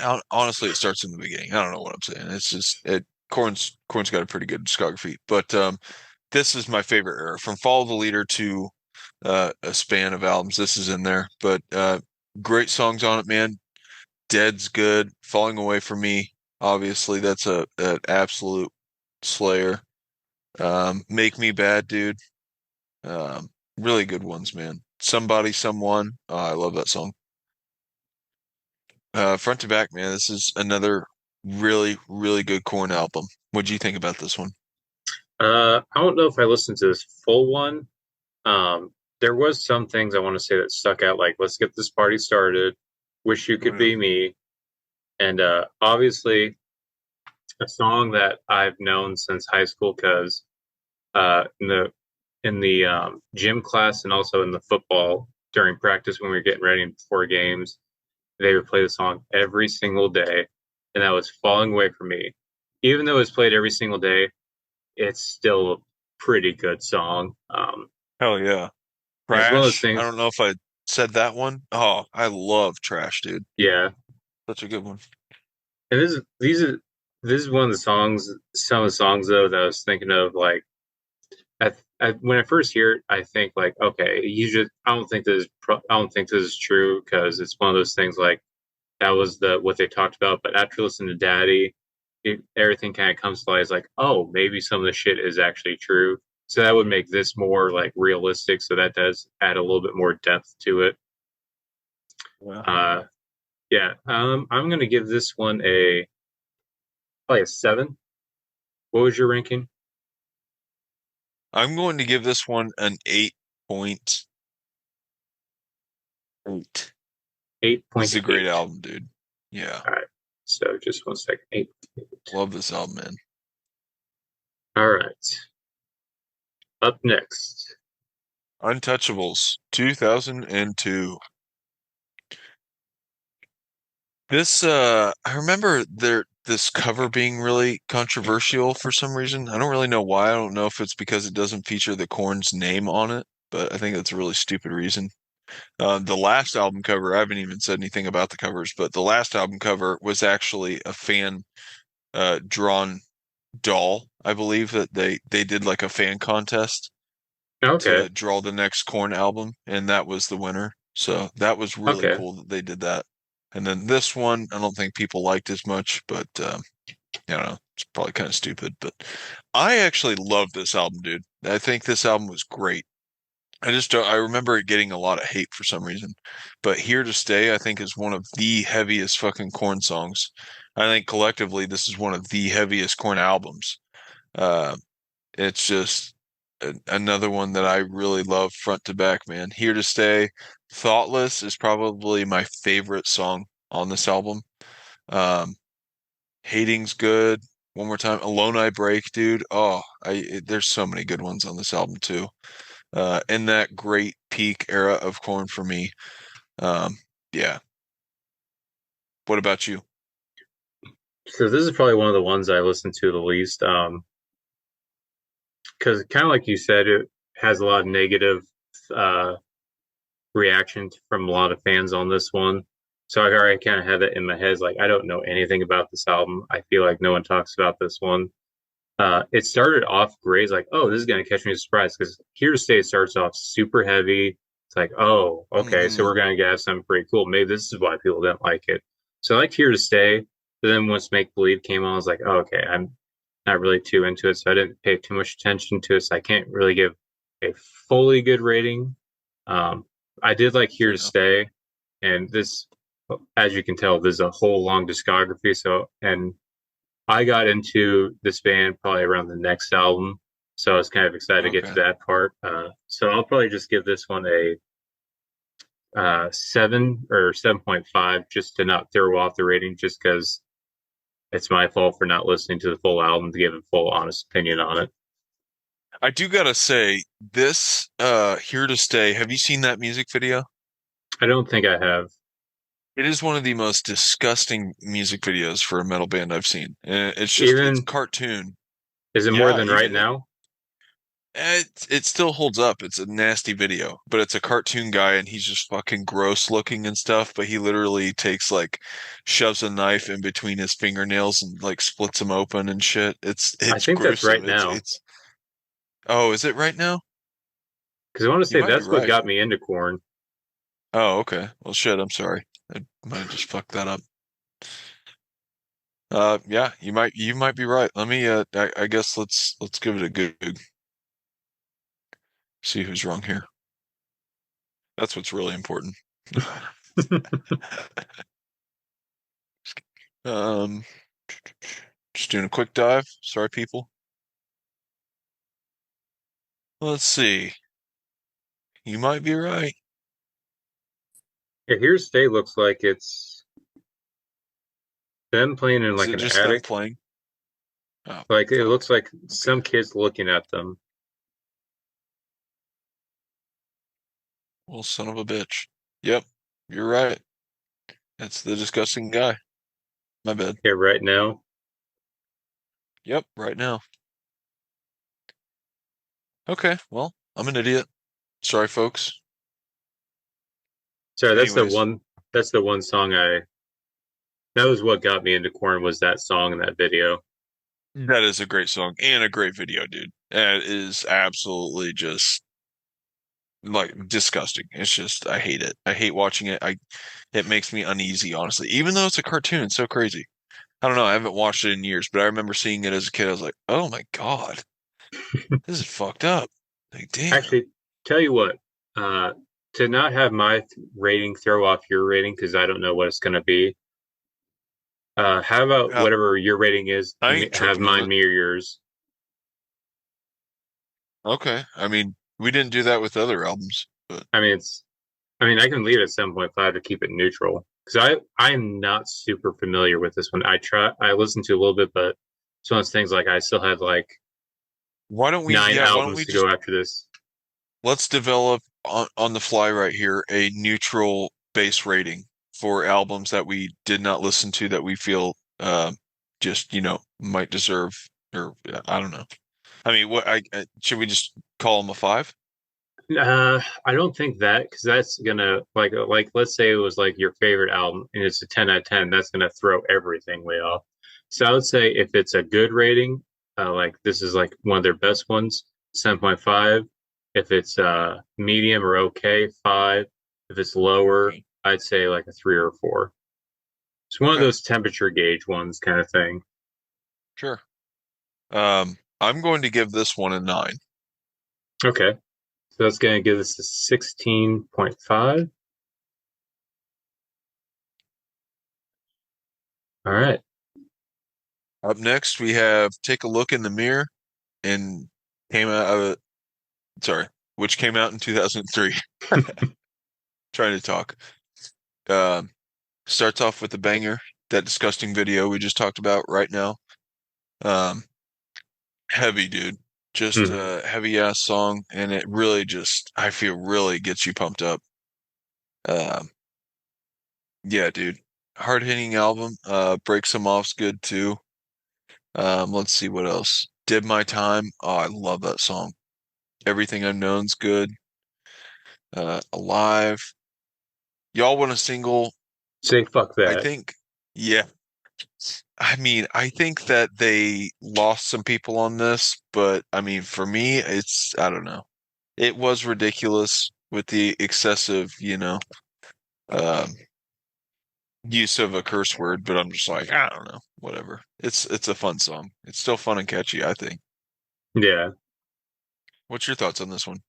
So, I didn't know about this album when it came out. I just knew of Right Now because somebody told me about it, like, hey, check out this corn. It was back when YouTube was in its infancy. So we were always Yeah. just showing each other YouTube videos, like, hey, check out this corn video. It's super disgusting. And it was a song for Right Now. And it was just like you said, it was just this disgusting dude just mutilating himself, like putting pencils up his fingernails and shit. It Oh, was dude, yeah. there was that, and there's also just the song itself, just heavy and hateful. It was a pretty fun song. So going back to this, there's a lot. I felt like I don't know. To me, it felt like this one was one of their more darker and heavier albums at this point. So obviously, this is going to be the one that draws me in the most. So right now, great. Uh, I did my time, which I remember from the Tomb Raider that came out. I want to say that was on it. I remember that being on. I think it was MTV at the time. Then y'all one single say fuck that, and because I've only owned two Korn albums in my entire life, and that was their greatest hits that someone burned a copy for me, and that song in particular stood out to me. The y'all one single say fuck that, Yeah. and that one, I had that one. I had that one, and then I bought the album after this. But yeah, this one stuck out to me a lot. So this is a big one for me. Also, Play Me featuring Nas. Um, Although I feel like this Yeah. is one of the last times that they incorporate more rap feel into the metal. Because I feel like Right. after it kind of sticks more to like rock and metal, a little bit of industrial-ish vibes. Then Very true. obviously dubstep down the line. But for me, this is like the kind of closing. Because isn't correct me if I'm wrong. I know you're more of a Korn fan, so you might know. Was this the last album with Head and until he came back later? Yeah, I think this is where he breaks off and goes to find God. Okay. Pretty sure. And Yeah. then they released See You on the Other Side 2 years later. I Hmm. think I don't know exactly how long he was gone for. That's the only problem. I can't remember if it was a period of years or was it a short stint and he was right back in the band. I want to say he came back around Paradigm Shift. It was either Paradigm Shift or the one after that. Okay. It's somewhere I around gotta there. I gotta pee, dude. Sorry. Uh, I'm over here squirming. Sorry.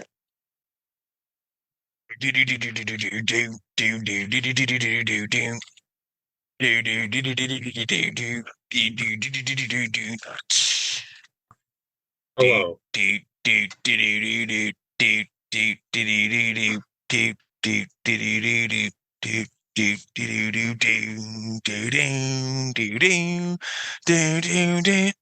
What's going on today? It's so catchy. So what are you gonna give this album as a rank? Um, oh yeah, I guess I didn't rank it. I was about to go on to the next one. Let's see. I think I would give this an damn, it's pretty tough. But I do think I would probably go for an 8.6 here. Okay. So I think this is where I'm actually going to start having more of an opinion on albums because this is where I actually started catching notice of Korn, and I'm going to give this one an 8.5. What was yours again? Okay. 8.8. 8.8. So that's going to be a 16 point. Wait, you said 8.8? Yeah, sorry. Yeah, I'm kind of going oddball here. I can go 8.5 to make it easier. No, you're good. I'm just a little drunk, so trying to do math in my head. Bring up the calculator. 17.3, I think.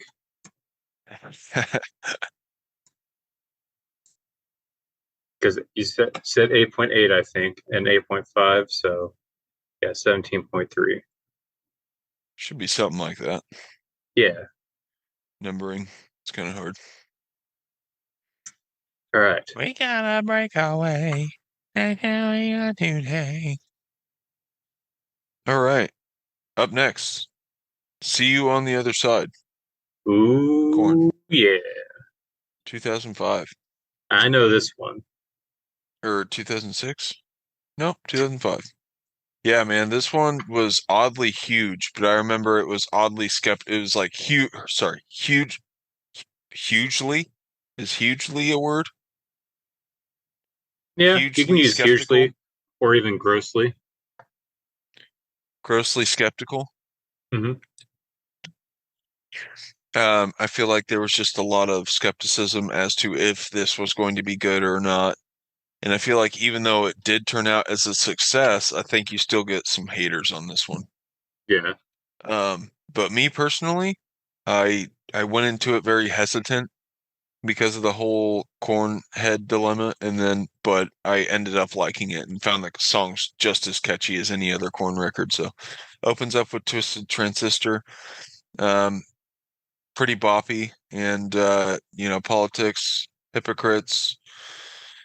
I didn't really know, like, I don't know, they kind of lost me on some of the songs though, like tenor or two-way. Like, I don't know, what does that mean? Are you just like throwing some shit together to make it sound cool or I want to say, isn't that like a about sexual escapades? 'Cause I want to say it's either like normal sex or like a massive 10-way. I want to say, like, I think it's literally like 10 a literal tenor or title. two-way? Title. Oh wow, okay. Interesting. Yeah. He's always had sex in there, hasn't he? Getting Hmm. off. That's so funny. Yeah, so I don't know. It's not a bad album. I don't think that it's their best, but they still came out with some hits. Coming Hmm. Undone, Twisted Transistor, probably the biggest on here. But yeah, I did like it. What did you think of this one? This is probably my favorite Korn album simply because this is when Wow. I remember there was a build up towards this album, and this is the only album I actually like bought the physical copy. So this is when I'm most familiar with. Um, but yeah, I remember loving this album. I even bought a video game to where Twisted Transistor was on the track on the set on the list. I think it was Arena Football, Oh and damn. I literally Did you buy set it it. just for the track? No, I bought it because I loved Arena Football. But what I did was I turned off all the other songs to where it only played Twisted Transistor over and over again. Oh my gosh. I loved it, and the music video is cool because they had like all like famous rappers at the time Oh, hell play yeah. them. Like they had Lil Little Jon, Snoop John, Dogg. Snoop Dogg, Exhibit. I forget who the fourth Yeah. one was, but I know, I do too. Who was it? Damn. Such a yeah, good this video though, man. So fun. this was an album I still if I ever was like, hey, I want to check out, I want to listen to Korn. This is a Korn vibe day. I would put on this album. This is the one that I love the most simply because this is purely biased because this is when I got into them. But the songs stick more to me than any other albums, like Politics. I still think of some of the lyrics whenever someone's talking about something like political, like "You want to sleep with him to get to who you need to know." Is to Yeah. like stuff like That's the way it goes down, Joe. "Don't show." Yeah, it's then Coming Undone. This was another. high school football song. Like all the time, this song would be played multiple times. And I want to say, even in high school, they did the mashup with Dem Franchise Boys, the Lean with it, Rock with it, Lean with it, Oh, wow. Okay. which I can't find Interesting. on YouTube or on Face or on Spotify. I can only listen to it on YouTube, but that is a great Really? mashup. But yeah, uh, top songs for me: Twitter Transistor, Politics, Getting Off, and then also I remember Liar also being a big one. It was on Headbangers Ball, The Revenge, and Oh, okay. yeah, it's a big album for me. Weird album art. I feel like Korn's Yeah. very hit and miss with their album art. This is a weird one. Somewhere in the middle is like it's very detailed. I don't really understand what's going on, but it's very detailed. I'm gonna give I think this there's one a. some Alice in Wonderland in there, right? With the whole That would rabbit make and shit. sense. But I also wonder, is it also have to do with something with forcing the child to grow up in a rough way, like because he's holding this teddy bear, but it looks like the horse rips off the teddy bear's head, and he's like Yeah. borderline And he crying, and looks they're like trying to put the crown on his head. traumatized. Yeah. Yeah, that's interesting. Very creepy. Yeah, I'm gonna give this one a. This is my big one, so I'm gonna give this one a 9. Nice. Oh yeah. Yeah, it's a solid album, man. I think I would give this one a 7.5. Okay, so let's kind of put this. This is gonna tie our first tie because before this we were doing looks like we were doing in order so far. Yeah. Yeah, we're gonna have it tied at 2 with 16.5. What? Oh, you already gave your score. Never mind. Sorry. I'm a little No, you're good. I'm a little whiskey deep today. You're good. That's great. Best way to be. Um, yeah. So, did we throw Live and Rare on here? It's not on here, and I think it was solely because I don't. It's not technically a full album. It's just like a Just live yeah, album. it's a compilation. Yeah, live Yeah. album. I will say, Live and Rare was the first Korn CD purchased for myself. Though I had Really? been listening to Korn, yeah, I had been listening to Korn just through friends. I had a childhood friend I grew up with, and we were basically all into the Korn by that point. But that was just like I was first, collecting money, like as a kid, pretty much, and saving it enough to buy a CD. So, yep, that was my first CD purchased. I loved that CD, dude. Listen to it all the time because it's a great live CD. And even the DVD came with it.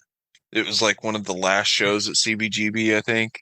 So it was like really Okay. sentimental. And yeah, dude, it's an awesome show. Really good uh live CD though. But yeah. Did it come out at like the same exact time as the greatest hits one? Because I want to say the album art is Uh, very similar with the green. oh, yeah, maybe that's what I'm thinking of. Oh yeah, Volume 1, Greatest Hits. Yeah. Yeah, maybe it wasn't Live and Rare. Maybe it was I think I did the Greatest Hits Volume 1, but it came with a live DVD of CBGB. Okay, I can see that because that I do still go to that solely because that's the only way I can get the Another Brick in the Wall cover they did. Oh yeah. Which is a great cover, honestly. Oh yeah, I actually showed that to Annie the other day because she loves Pink Floyd, especially Another Brick in the Wall Oh Part wow. Two. So I was like, hey, Oh, you want to that's listen to cool. like the metal version? Yeah, and I showed her, and I love how they did that. How they had all three versions of the song all compiled into one song. Oh, that It's made it great. sound so good. Oh yeah, especially like with how like Korn already has like that daddy issues and parent issue stuff. So all the daddy stuff in the songs like is even more like central to the theme, I feel like. So it Sure. sounds so good. Yeah, dude. Um, yeah, that Greatest Hits one. Yeah, man, that was the first one that I purchased. But yeah, excellent buy. Um, but anyways, I kind of started to fall off the corn train at this moment. So I might let you take the lead on this. All right. All right, I can try. So I remember this coming out. There was a little bit of hype I remember for this one, simply because there's a little bit of mystery. I remember they were specifically not giving this one a title.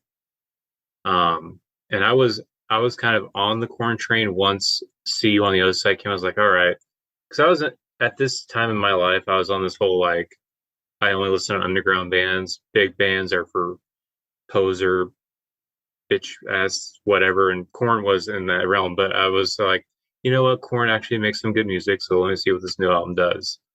And I don't remember being super into this one. I was very underwhelmed, even when I was doing this walkthrough or the discography walkthrough. I listened just a little bit, and I feel like listening to this. I think I only got about 5 tracks into it, and I was getting almost like it seems like they've done away with hip hop. The metal is still there, like the new metal and the rock, but it feels like they've added like a dance beat more to the songs. Mm. Especially on like songs like "Bitch We Got a Problem." Um, it's not a it's not a terrible album. It's just I feel like at this point, um, I feel like they're a little trying to find themselves and they haven't quite refound themselves, their new identity at this point. What do you think of this one?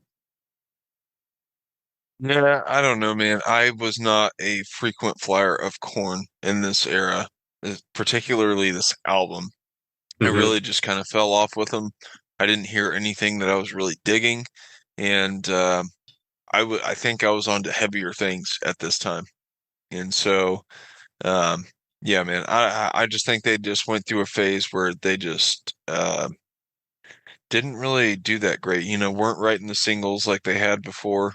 Hmm. And I don't know, is there any really big ones on this album? I can't remember. Um, I don't really know because I remember it had a lot of hype coming up to it. Hold But On, as soon as maybe? it That kind dropped, of sounds familiar.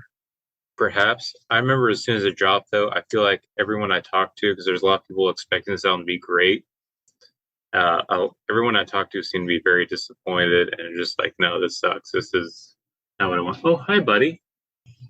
What are you doing? What's up? You got a guest speaker. You had a bad dream? I'm sorry, but It's crazy. I think mine just woke up not too long ago with the same thing. hey, buddy. You want to say hi to everyone?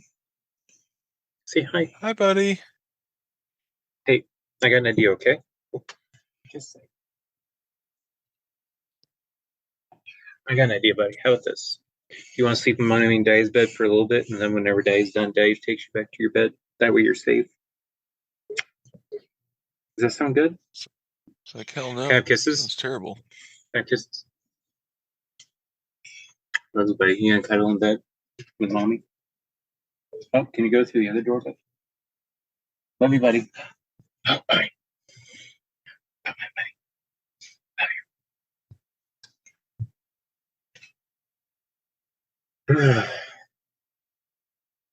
Yeah. Welcome Yeah. back. Yeah. This is, I want to say this technically isn't have a title. However, based on their albums around it, I would say this is technically called Corn 2. Would you Yeah, I agree? mean, yeah, I didn't, and I also kind of hated that. Like, really, you can't think of a single name? Like, do you not like your song titles enough to pick one that's Yeah. kind of centered? Yeah, like, is there no central theme to this album whatsoever? Or are you guys just being like, no, we're not naming it? Like, that's Yeah. just our choice. Like, what's the deal? Like, come on. Well, I hate also, looking at like untitled, like that's just well, so it feels like it's unfinished, you know? if there's no theme and there's no title, how are we supposed to make sense of this senseless album art? Yeah, right. Like what is it? Like it's kind of corn-esque. Like you got this weird like long beak thing. It's like some faces in there, but like I don't really know what it is, but Yeah. But oh. I feel like this should technically be called Corn 2. There's no indication to call it Corn 2. However, you only see their title. There's the self-titled debut, and then right after this is Corn 3. So where's Corn 2? So I feel like this would have to be Corn 2. Yeah. Yeah, man. Um, I don't know. Definitely weird. I would give this one a 6.5. yeah, I'm probably gonna give this a just a solid 6. So this is gonna be down here at 12.5. All right, what is next? Next, Corn 3, Remember Who You Are. All right, do you want to take this or do you want me to? Remember who you. Is that like Simba, right? Lion King? Didn't he say that? Ooh, yeah. Does he say it? He says if he doesn't, it's something like that. Or it's You Mufasa might be says that to right. Simba or something? Yeah, you I might be thought it right was on like that an one. epic moment. Is that what he says right before he dies? Falls off the cliff, maybe? Or it might be no. He I don't think he says anything on that. I Or think it no, might be like the flashback right before he does something epic. yeah, isn't it like isn't it Mufasa's cloud in the Yeah, sky? yeah. Remember who you are. Something like that. I don't know. Sounds epic as shit though. But What yeah, did you this is think of this not album?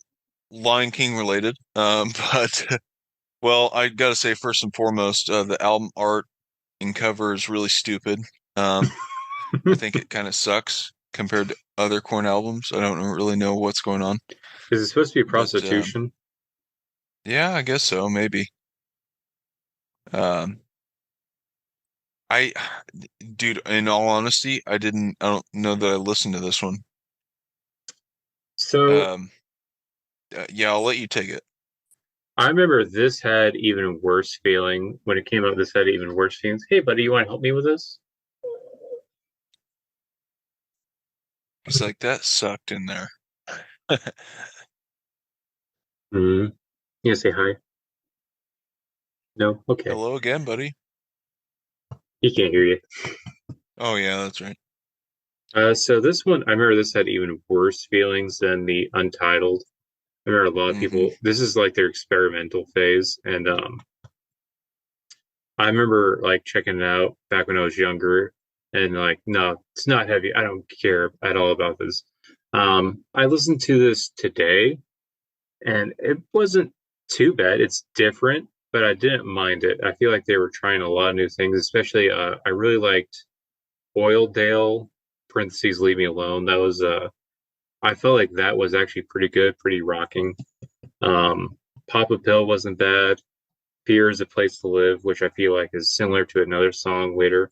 It's very experimental. I feel like it's still not like where they were in the past, but I feel like they were at least finding an identity without Head, at least. Um, but still trying to find themselves, at least finding some footing. I would give this one probably a 6.7. Okay. I'm going to give this a 6 because it was just non-existent in my Corn days. All right. Hey, buddy. Do you want me to put you in mommy daddy bed? Okay.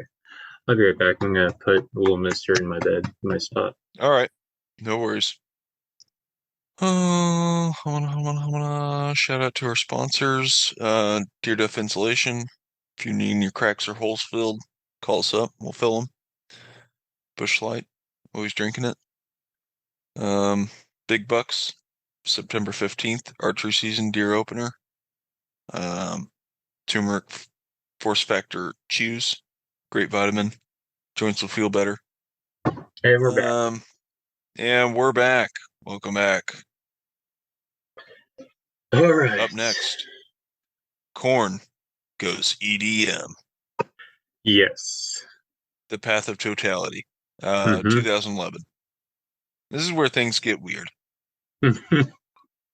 it's a it's a very bold move, Cotton. Let's see if Yeah. it pays off for him. Yeah. Yeah, I don't really know if it did pay off. I think you get a hit on here from what I remember, but I did not listen to this whole thing because I was just like, what are you guys doing? Like, I felt like they were just kind of living off their name at this point, weren't really throwing a lot into the music. Maybe they were. Maybe they were throwing more into the music than I could recognize, but it just seemed like they were just sort of like this was just for shits and kicks. I don't know. just seemed kind of like a boredom album. But like the hit with Skrillex is pretty big. Narcissistic Cannibal, I think, is what it's called. Hmm. Yeah. But I don't really remember much else other than that one on here. What do you think of this? So I remember this one. There was a lot of hype from it because this was at the height of dubstep being popular, and I felt like this. Even looking back, I feel like this is what kind of brought. I know this is not what a lot of like metalheads want to hear, but I feel like this is technically what brought Korn back into the conversation of being interesting again. Because like they had these two albums that were like experimental and weird, to where they could have, if they didn't do this album, I feel like they would have kind of faded into obscurity. This one kind of brought them back into um, being talked about again. At least they were back on True, video game soundtracks and stuff. Um, so I think it was kind of a good choice, very high risk, uh, but also high reward with this. true. I remember buying it, and or I don't know if I bought it or my girlfriend at the time bought it, but this was a big album. Um, it's not very consistent, so it is supposed to be like a collaboration with like a bunch of different DJs. I think that was how it was described. Like every song has different DJs, but it seems like there's a recurring theme to where it's a lot of the same DJs, just some of them are on multiple tracks. Like Skrillex is on three of them. Noisia, I want to say, is on three or four of them. Excision's on a couple. Downlink, and that's everyone. And then one has 12th Planet and Finch, but everything is pretty much just those like three or four artists extra on it. Um, there's only three songs I actually like from this album, and surprise, surprise, it's the only ones with Skrillex on it, which I know this is people might not like this in the death metal world, but I actually love Skrillex. I remember uh, checking out when he first started. So I've always kept Yeah. up with Skrillex. I love Skrillex. Um, so those three songs, it's Chaos Lives in Everything, Narcissistic Cannibal, and Get Up. I feel like are the top tracks from this album. Um, and I've always been curious of how did they write this? So is there somewhere? So did they write the tracks and give them to the DJs first, or did they actually have the DJs in the room? It's like, hey, do this, do this. Like, how did they do this? And if they did write, then give it to DJs, does that mean that somewhere there are raw tracks of these songs before the dubstep got influence, which would also be interesting to hear, in my opinion. Yeah, I don't know. That's very interesting to think of because, they're also a band that has a shit ton of money at this point. So I feel like they very well could have just bought up a studio for a couple weeks and actually invited these guys to a location to literally write together, maybe. I don't know. I But it gotcha. is very, very interesting to think about how the songs were, kind of conceived and stuff. So Hmm. I've not a fucking clue. I don't know. That's definitely something I haven't dabbled in is like mixing those styles by any means. So, I gotcha. but For this, I'm going to give this just a seven. I feel like it's in this period. I feel like this is kind of a standout one, at least for me, especially with since you had the Untitled and then Corn 3. This was a got my attention back into focusing on what Corn was doing because after Untitled, I didn't really care. I heard Corn 3 came, I was like, I don't give a shit at that point. yeah, Then I heard Path to Totality was coming out, and what they were doing was like, okay, I would too want to pay attention to this. So I gotta give some points for that. The three songs I still very enjoy. Very catchy. Get Up was it's just one of those like a typical Corn songs to just get you going. This is I'm not in high school anymore, but I can picture that song being the one that they play before the game to get people pumped. So sure. I'm gonna give this a seven. Nice. Hell yeah. It's like, Oh, it definitely, I agree. just one second. It was, all right, My earphone.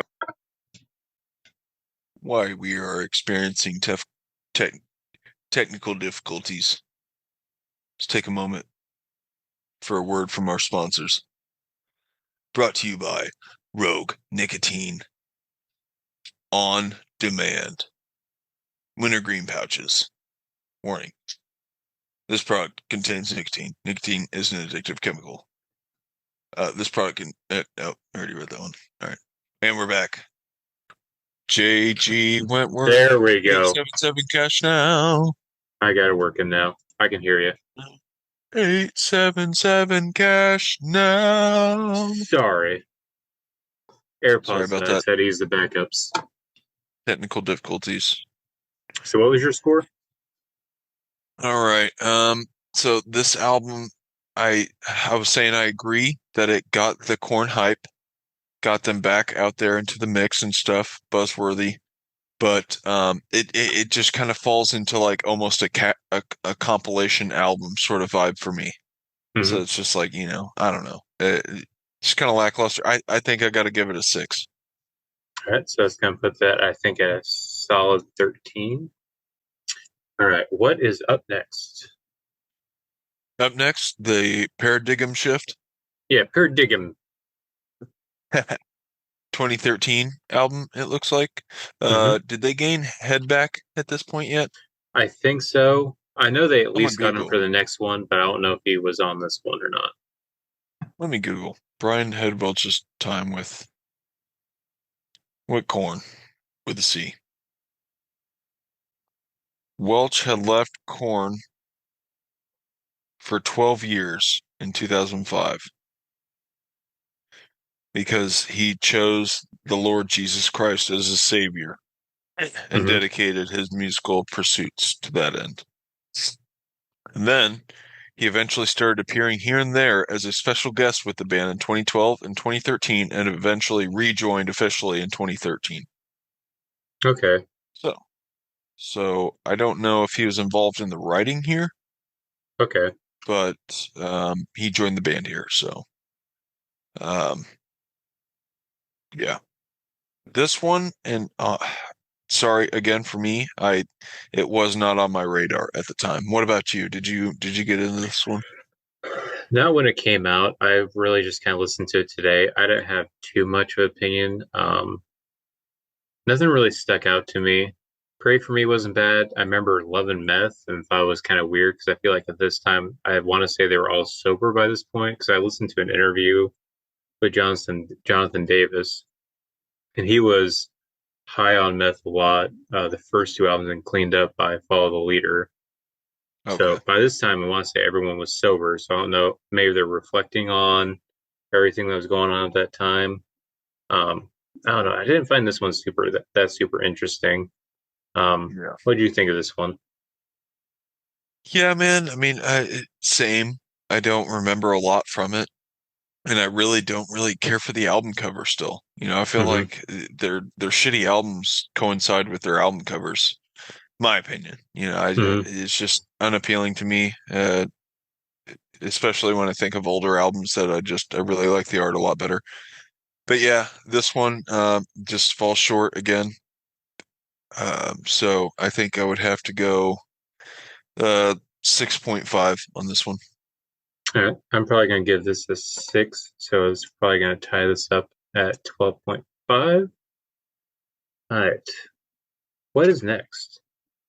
Up next, The Serenity of Suffering in 2016.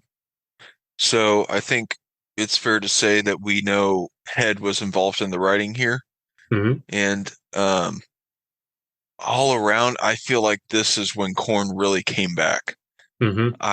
This is the first album that I actually got excited for and about because I remember hearing the singles on it and I was like, ooh, that sounds like Korn. Like Hmm. that actually like sounds like traditional Korn. And even the album cover, like it's more of kind of a mix of like a live shot, but it still has like the Korn vibes, but like you got a boy carrying a doll. I don't know. It screams Korn to me. So but I think there's a lot more good songs on here than there has been in the recent couple albums. My favorite being Black as the Soul. Dude, I love that one. I think it's a really great song, and I think they just kind of stepped back into a really great light, showed that they can write some hits again, and yeah, man, this album holds up for the Rotting in Vain. That's another good one, and then that song Black as the Soul. I love those. What'd you think of this album? I did like this one a lot more, and I was kind of on. You showed me "Rotting in Vain," and I was big on that one when they first came. I was like, "Oh, Corn's back, the original Corn kind of thing." And Yeah. I remember you showed me this around the time that I had tried to start writing for that one website, and I even included this song in the article talking about how Oh wow. the resurgence of nu metal. But yeah, this was and even on the album art, I was thinking this is very. I was almost wondering if this is the boy from the album art on "See You on the Other Side," maybe growing up a little bit, like his teenage years, kind of thing. It Kind kind of of gives looks me that similar. vibe. Yeah, I agree. But yeah, this one, so there's obviously different stages of Corn. I feel like this is where they finally like, oh, we have our formula back. We're back to Corn. So this is kind of like a throwback to where I feel like the next couple albums they kind of do other things. This is where they're finally good again. They're finally back to the roots. Still kind of Brian Head Bulch is actually contributing more. Feels more Corn-ish with songs like "Riding in Vain." Even kind of more back to like nu metal's back again with the song with Corey Taylor. I want to say it's a different world. Yeah. Yeah, it's Interesting. yeah, it's a better album, more deformed, not fully, in my opinion, not fully back to the greatness of their older stuff, but it's still Hmm. pretty good. I'm gonna give this a 7.3. Nice. I'm going to give this a I'm going to give this one a damn. Yeah, I think I would do a 7.5. Okay, so it's gonna put this at a straight 15.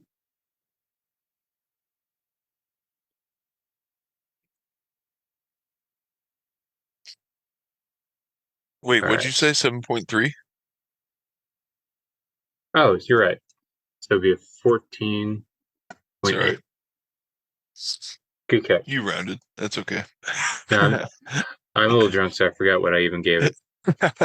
The whiskey makes you round. Mm-hmm. All right. What is up next? Up next, Corn, The Nothing, in 2019. Mm-hmm. And I think it resonates with the cover really well. Because it's just kind of black and white, and a title like The Nothing is just like the what, I don't know. I like the title. I'm also kind of like on the fence about. Like I kind of hate the genericness to that. Um, I don't know. I guess I'm a picky bastard. But like when you get the nothing in there, it's just like, okay, are you word grabbing? What's it about? I don't know. Nothing. Like nothing's got to be something. But I, I guess maybe I'm digging too deep. But I guess not totally wrong because it starts out with the end begins. Like, come on, dude. Really? Little generic cliche shit right there, don't you think? Yeah, I can see that, but But I don't know. yeah, good songs on here though. Mm-hmm. Aside from that, good songs. I do like this album more than the previous one. So, Mm-hmm. um, catchy songs. Cold, I like that. You'll Never Find Me is a really good one. The Darkness Revealing right after that one I thought was really good. I can listen to this one most of the way through, and for the most part, really enjoy it. And I feel like that Corn's just really coming back. They're getting Mm-hmm. back into their old selves, capturing that greatness again. And it seems like his lyrics are starting to mature more at this point. Like you're not really getting as much direct, raw kind of shit that you were in earlier Corn. And I think for understandable reasons, they're getting older and more mature over time. So yeah. Yeah. I remember when this came out, you had told me about this one and said this was like one of your top albums, I want to say. And I didn't really get it at first, but I listened to this one today. And this one actually stood out a lot more for me. I love the album art. Like I know it's simple, and I know you don't like the title, but I feel like the title actually plays into the album artwork a little bit because I don't know if anyone Yeah. is seeing this or is familiar with this album art, but it's a bunch of wires, but somehow the wires, like microphone cords and guitar cords, like stringing out to where it looks like it's this body just kind of dangling there, not like being like hung, but like, Almost like a uh, puppet sort of thing. yeah. And so where I feel like the nothing kind of, in my opinion, it feels like it's implying that they're wanting something out of music, but they still feel hollow kind of thing. That's how Mm, I feel about it. I feel like it implies yeah, that. that's a cool perspective. Yeah. But I do like this one. It's to where I feel like the previous album, it was they're going back strictly to like how old Korn used to be. This one, I feel like um, Korn's great again. I feel like they are kind of going back to what they were trying to experiment. Like you said, they're a lot more mature. It's a lot of the fat is cut off to where it's more of just like, all right, let's actually just focus on writing mature, good, more better music. Like they're not writing Yeah. songs like Acid or like just like songs about with sex puns and stuff like they're all day I dream Yeah. about sex, like sexual like more serious self self introspection kind of stuff. So I found that more interesting. I really liked idiosyncrasy, and that one's specifically stuck out. Um, what else was there? I want to say maybe darkness is revealing. This one is Yeah. like okay, there. It's like this is a new phase of Corn, and unlike the other phases where it's like all right, this is a new phase. This one actually seems to be on the right foot. It seem to be going good. So I would rate this higher than some of their other stuff. I'm going to give this an 8.3. Mm, okay. Oh yeah. I think I would do yeah, I'd probably go in shit. I would do an 8.3 on this album too. I think Okay. I'm right up there with you. So we're going to put that right above. Please check my math because I'm not the best right now when it comes to math. Point three should be 16.6. Okay. All right. Up next. Up next, 2022 release, Requiem. Hmm. Um, I don't know that I listened to this one as much as those last couple releases. It was, I just don't know that there was as good of songs on this one, in my opinion, that I heard. But oddly, I can still listen to, I think, this most of the way through and still enjoy it. It's got a great corn sound still. Hmm. Um, not bad, I just don't know that it's just absolutely excellent. But what do you think of this one? I did like this one. Again, I listened to it today. I want to say I've only listened to it one other time. The first time I was like, I don't care. It's because I've always kind of been like, I haven't really given Corn that much attention. Um, but obviously I have to with this one, and I feel like this one actually is a continuation of Nothing for me. Mm, It's in the new corn era to where things are more serious, and honestly, the album art kind of threw me off. I thought it was like this is weird. It's just like a throwaway random picture. But then I saw someone posted unrelated corn. Apparently, this is an actual art piece, and this is just like the still shot of like it's like a sculpture of some kind, and it's a oh, series of really? sculptures. And this one I want to say is Oh, either stress or anxiety, that's pretty and sweet. that's it's supposed to represent the feeling of that emotion. So Interesting. that's one of the things I like that they're actually seem like they are actually caring more about um, the whole package of their releases, to where there's more meaning than just a random picture. Like obviously, Path of Totality, kind of boring. The Untitle's like I Right. don't know what's going on, stuff like that. To where it's actually like there's actual meaning behind it and stuff. But the Yeah. darkness do the rest. I remember that being super catchy. Lost in the Grandeur. I want to say that also caught my attention. I would say this for me was on par with the Nothing. And what I like about it, um, something that listening to all these albums back to back to back that I appreciate about this album. It's a lot shorter. The other ones are all like either an hour or an hour and some change. Where this one is Right. uh, just a straight 9 songs, 32 minutes. It was kind of a breeze to get through. This is one of for me, one of the easiest ones to get through. The songs are catchy. There wasn't a lot of fat on it. But I would still probably give this probably an 8.3, probably the same as the Nothing, because for me they're almost the exact same. They're not copying each other, but I would say they're both on par when it comes to how good they are. Nice. Okay. I think I'm right there with you for the most part, but just not quite. So I think I'm going to give it an 8. Okay, that's going to give this a 16.3.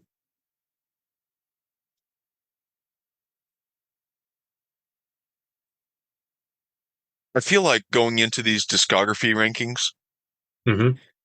I always jam the discography band the day after the most.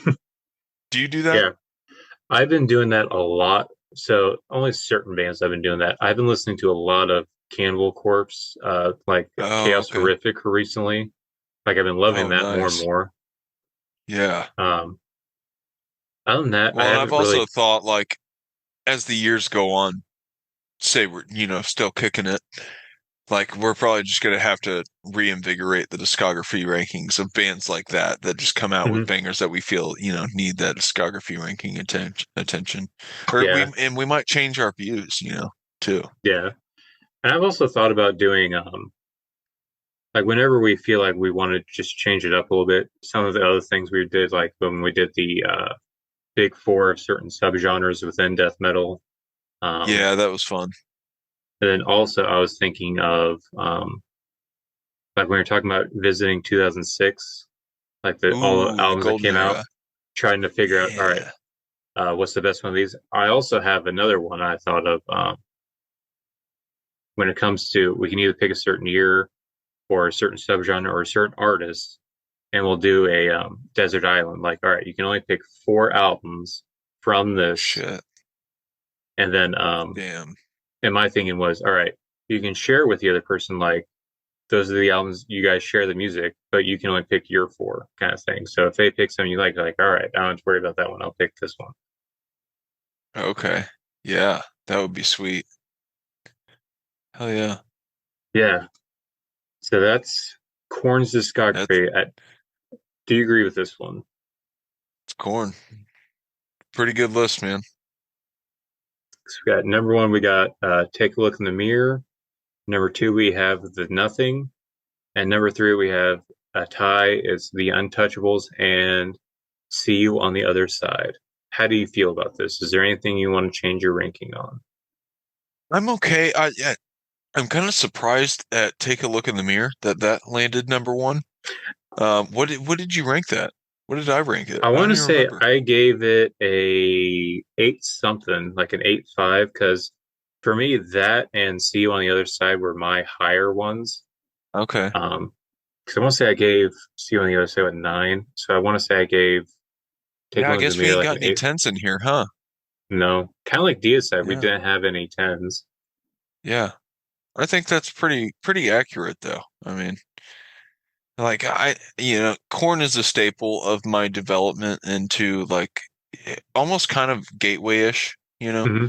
not as much of a gateway band as Slipknot. So, I didn't dedicate as much time as I did to Slipknot. So, but man, they're definitely right up there though. You know, Yeah. And listening just to because this, there's no tens in here doesn't mean that, I'm not going to still go back to these and love them and jam them. and I think part of it has to do subconsciously, because I was thinking about listening to their discography, and I was just kind of things like, you know what? In my entire life, like it seems like every band or every genre has some kind of elitist fans of some kind. When it comes to Korn, Ooh, I don't feel like I've ever heard of or met any type of elitist Korn fan who is like, you like that album, you're not a real fan, you need to check out this one. Korn is pretty very much just true. like everyone's all over the place. So there's never any kind of pressure to like a certain album more or anything like that. It's literally just whatever free opinion, I feel like subconsciously or whatever. they got a pro. I feel like they probably have a pretty wide fan base too. Like I feel like Hmm. you get some hip hop fans in here.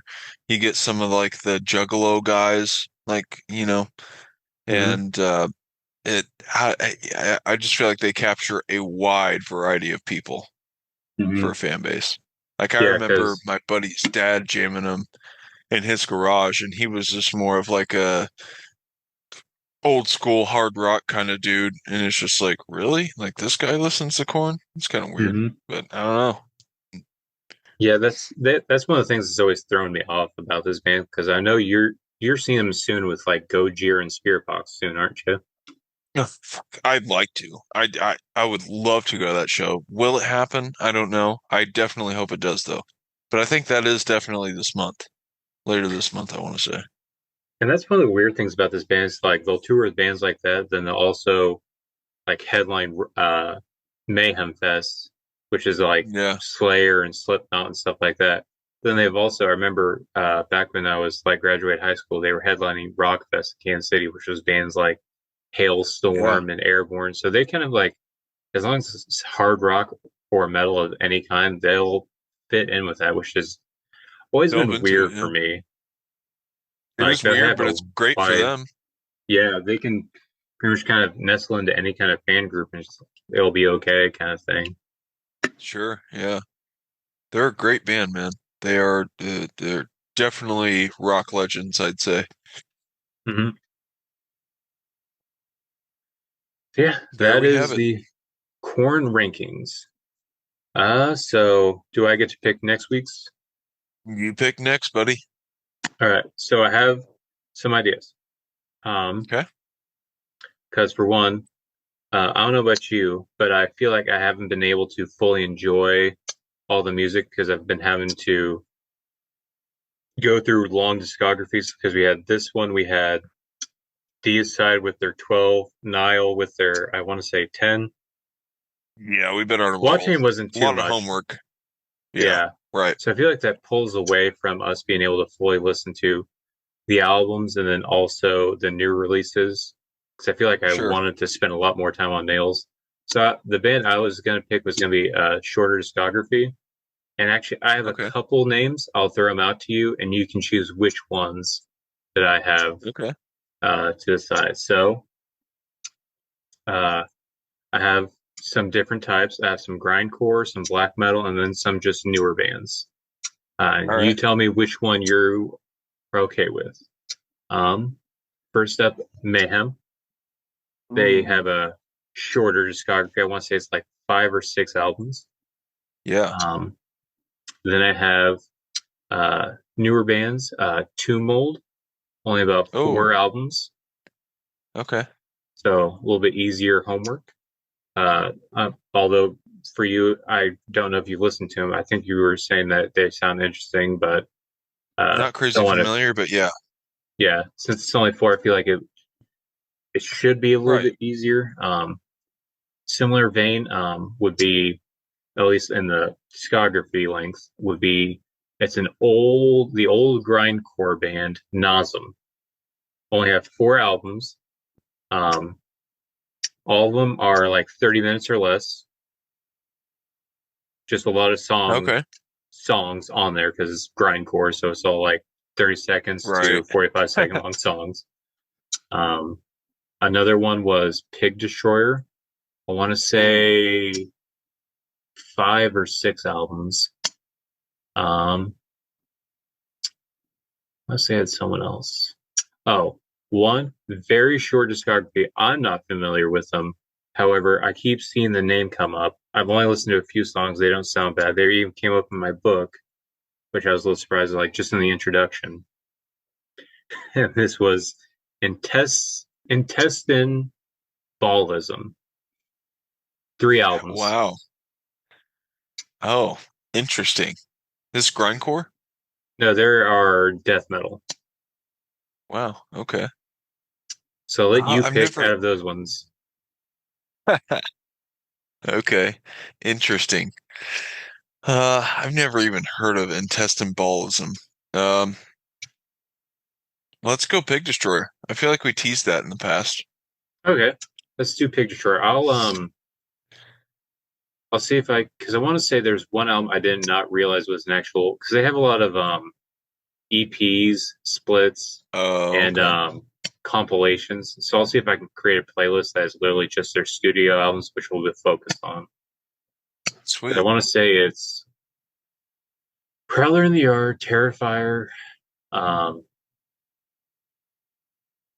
Phantom Limb, Bookburner, Headcase, and then there's one that I didn't realize was an album. So I think it's six total. So I'll Okay. see if I can create something and send it over to you, so where you don't accidentally listen to something. It's like, well, I checked this one. I was like, no, that's not. That's a compilation, not an Compilation. album. Yeah. Yeah, don't check out Right. Painter of Dead Girls. That's not a album. That's a compilation of their underground stuff, which is All right. rough to get through for them. Okay. Hell yeah. Looking forward to it. Yeah, because guess what's coming out this Friday? Ooh, Peel and Flesh? Pretty sure Hell yes. Ooh, that's gonna be it so good. gives us more time to focus on that. I want to say I looked up. There's something else coming out that day. Oh, we have some newly late single releases, by the way. What's that? Um, son of a bitch. Who was it? Did Black Dahlia release a new one? Not that I'm familiar with. Emasculator.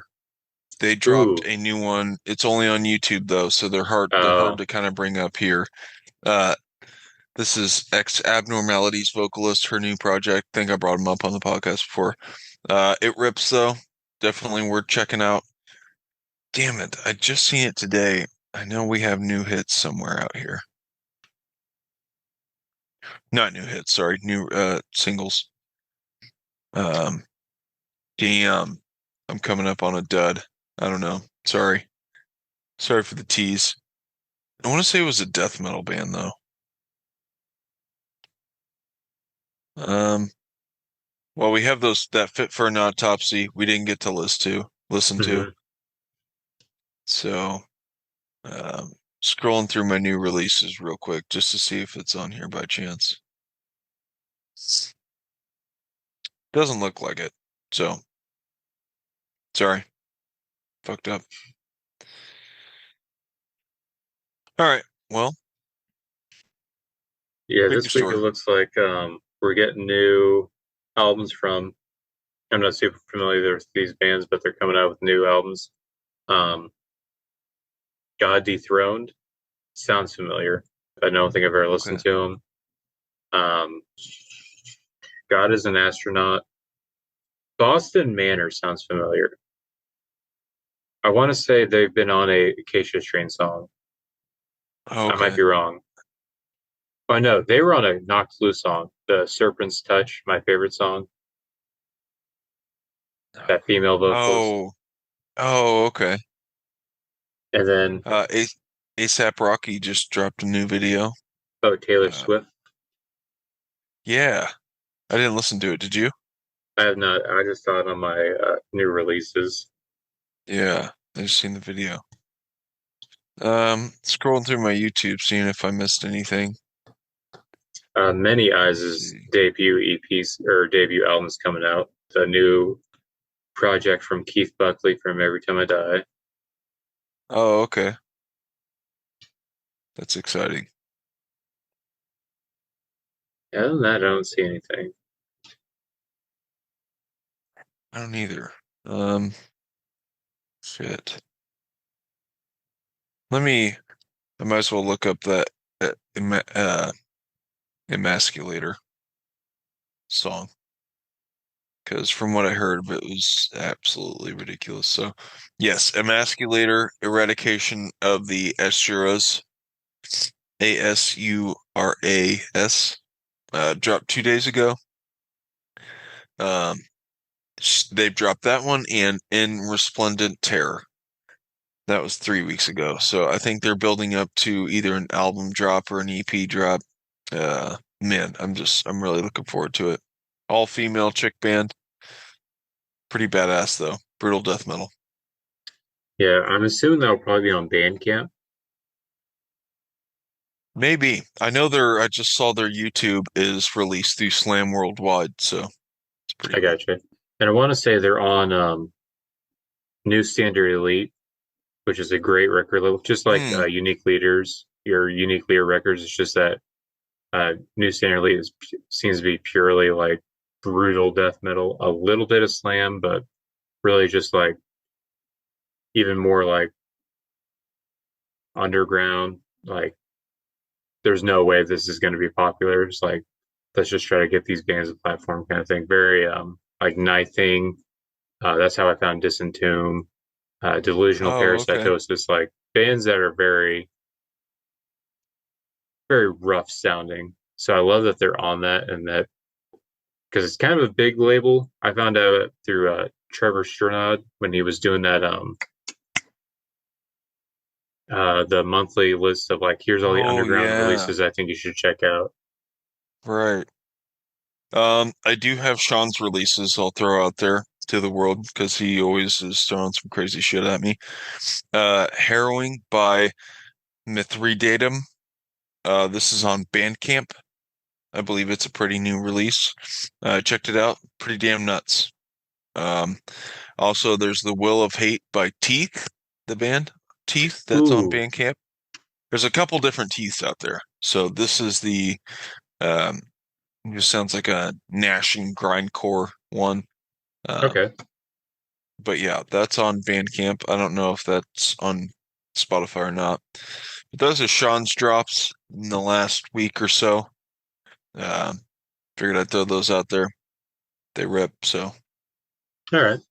Yeah, there's a couple albums I guess I didn't realize I missed that got pointed out through not through our channel, but just like YouTube videos and like Instagram posts.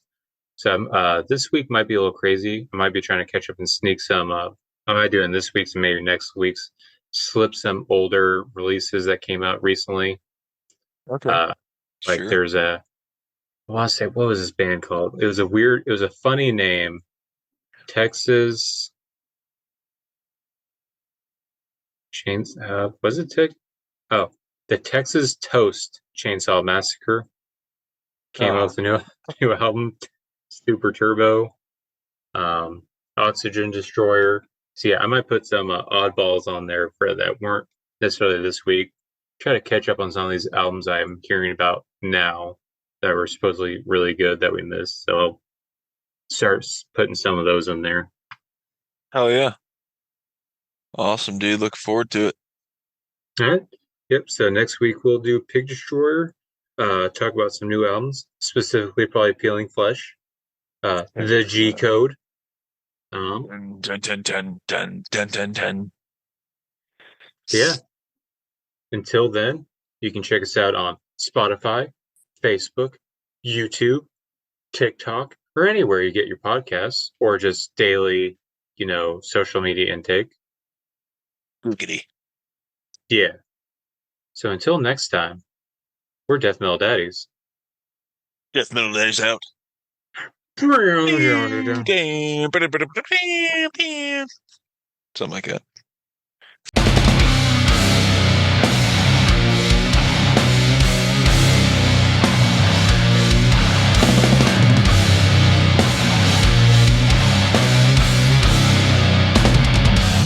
You're listening to Death Metal Daddies. We'll be right back.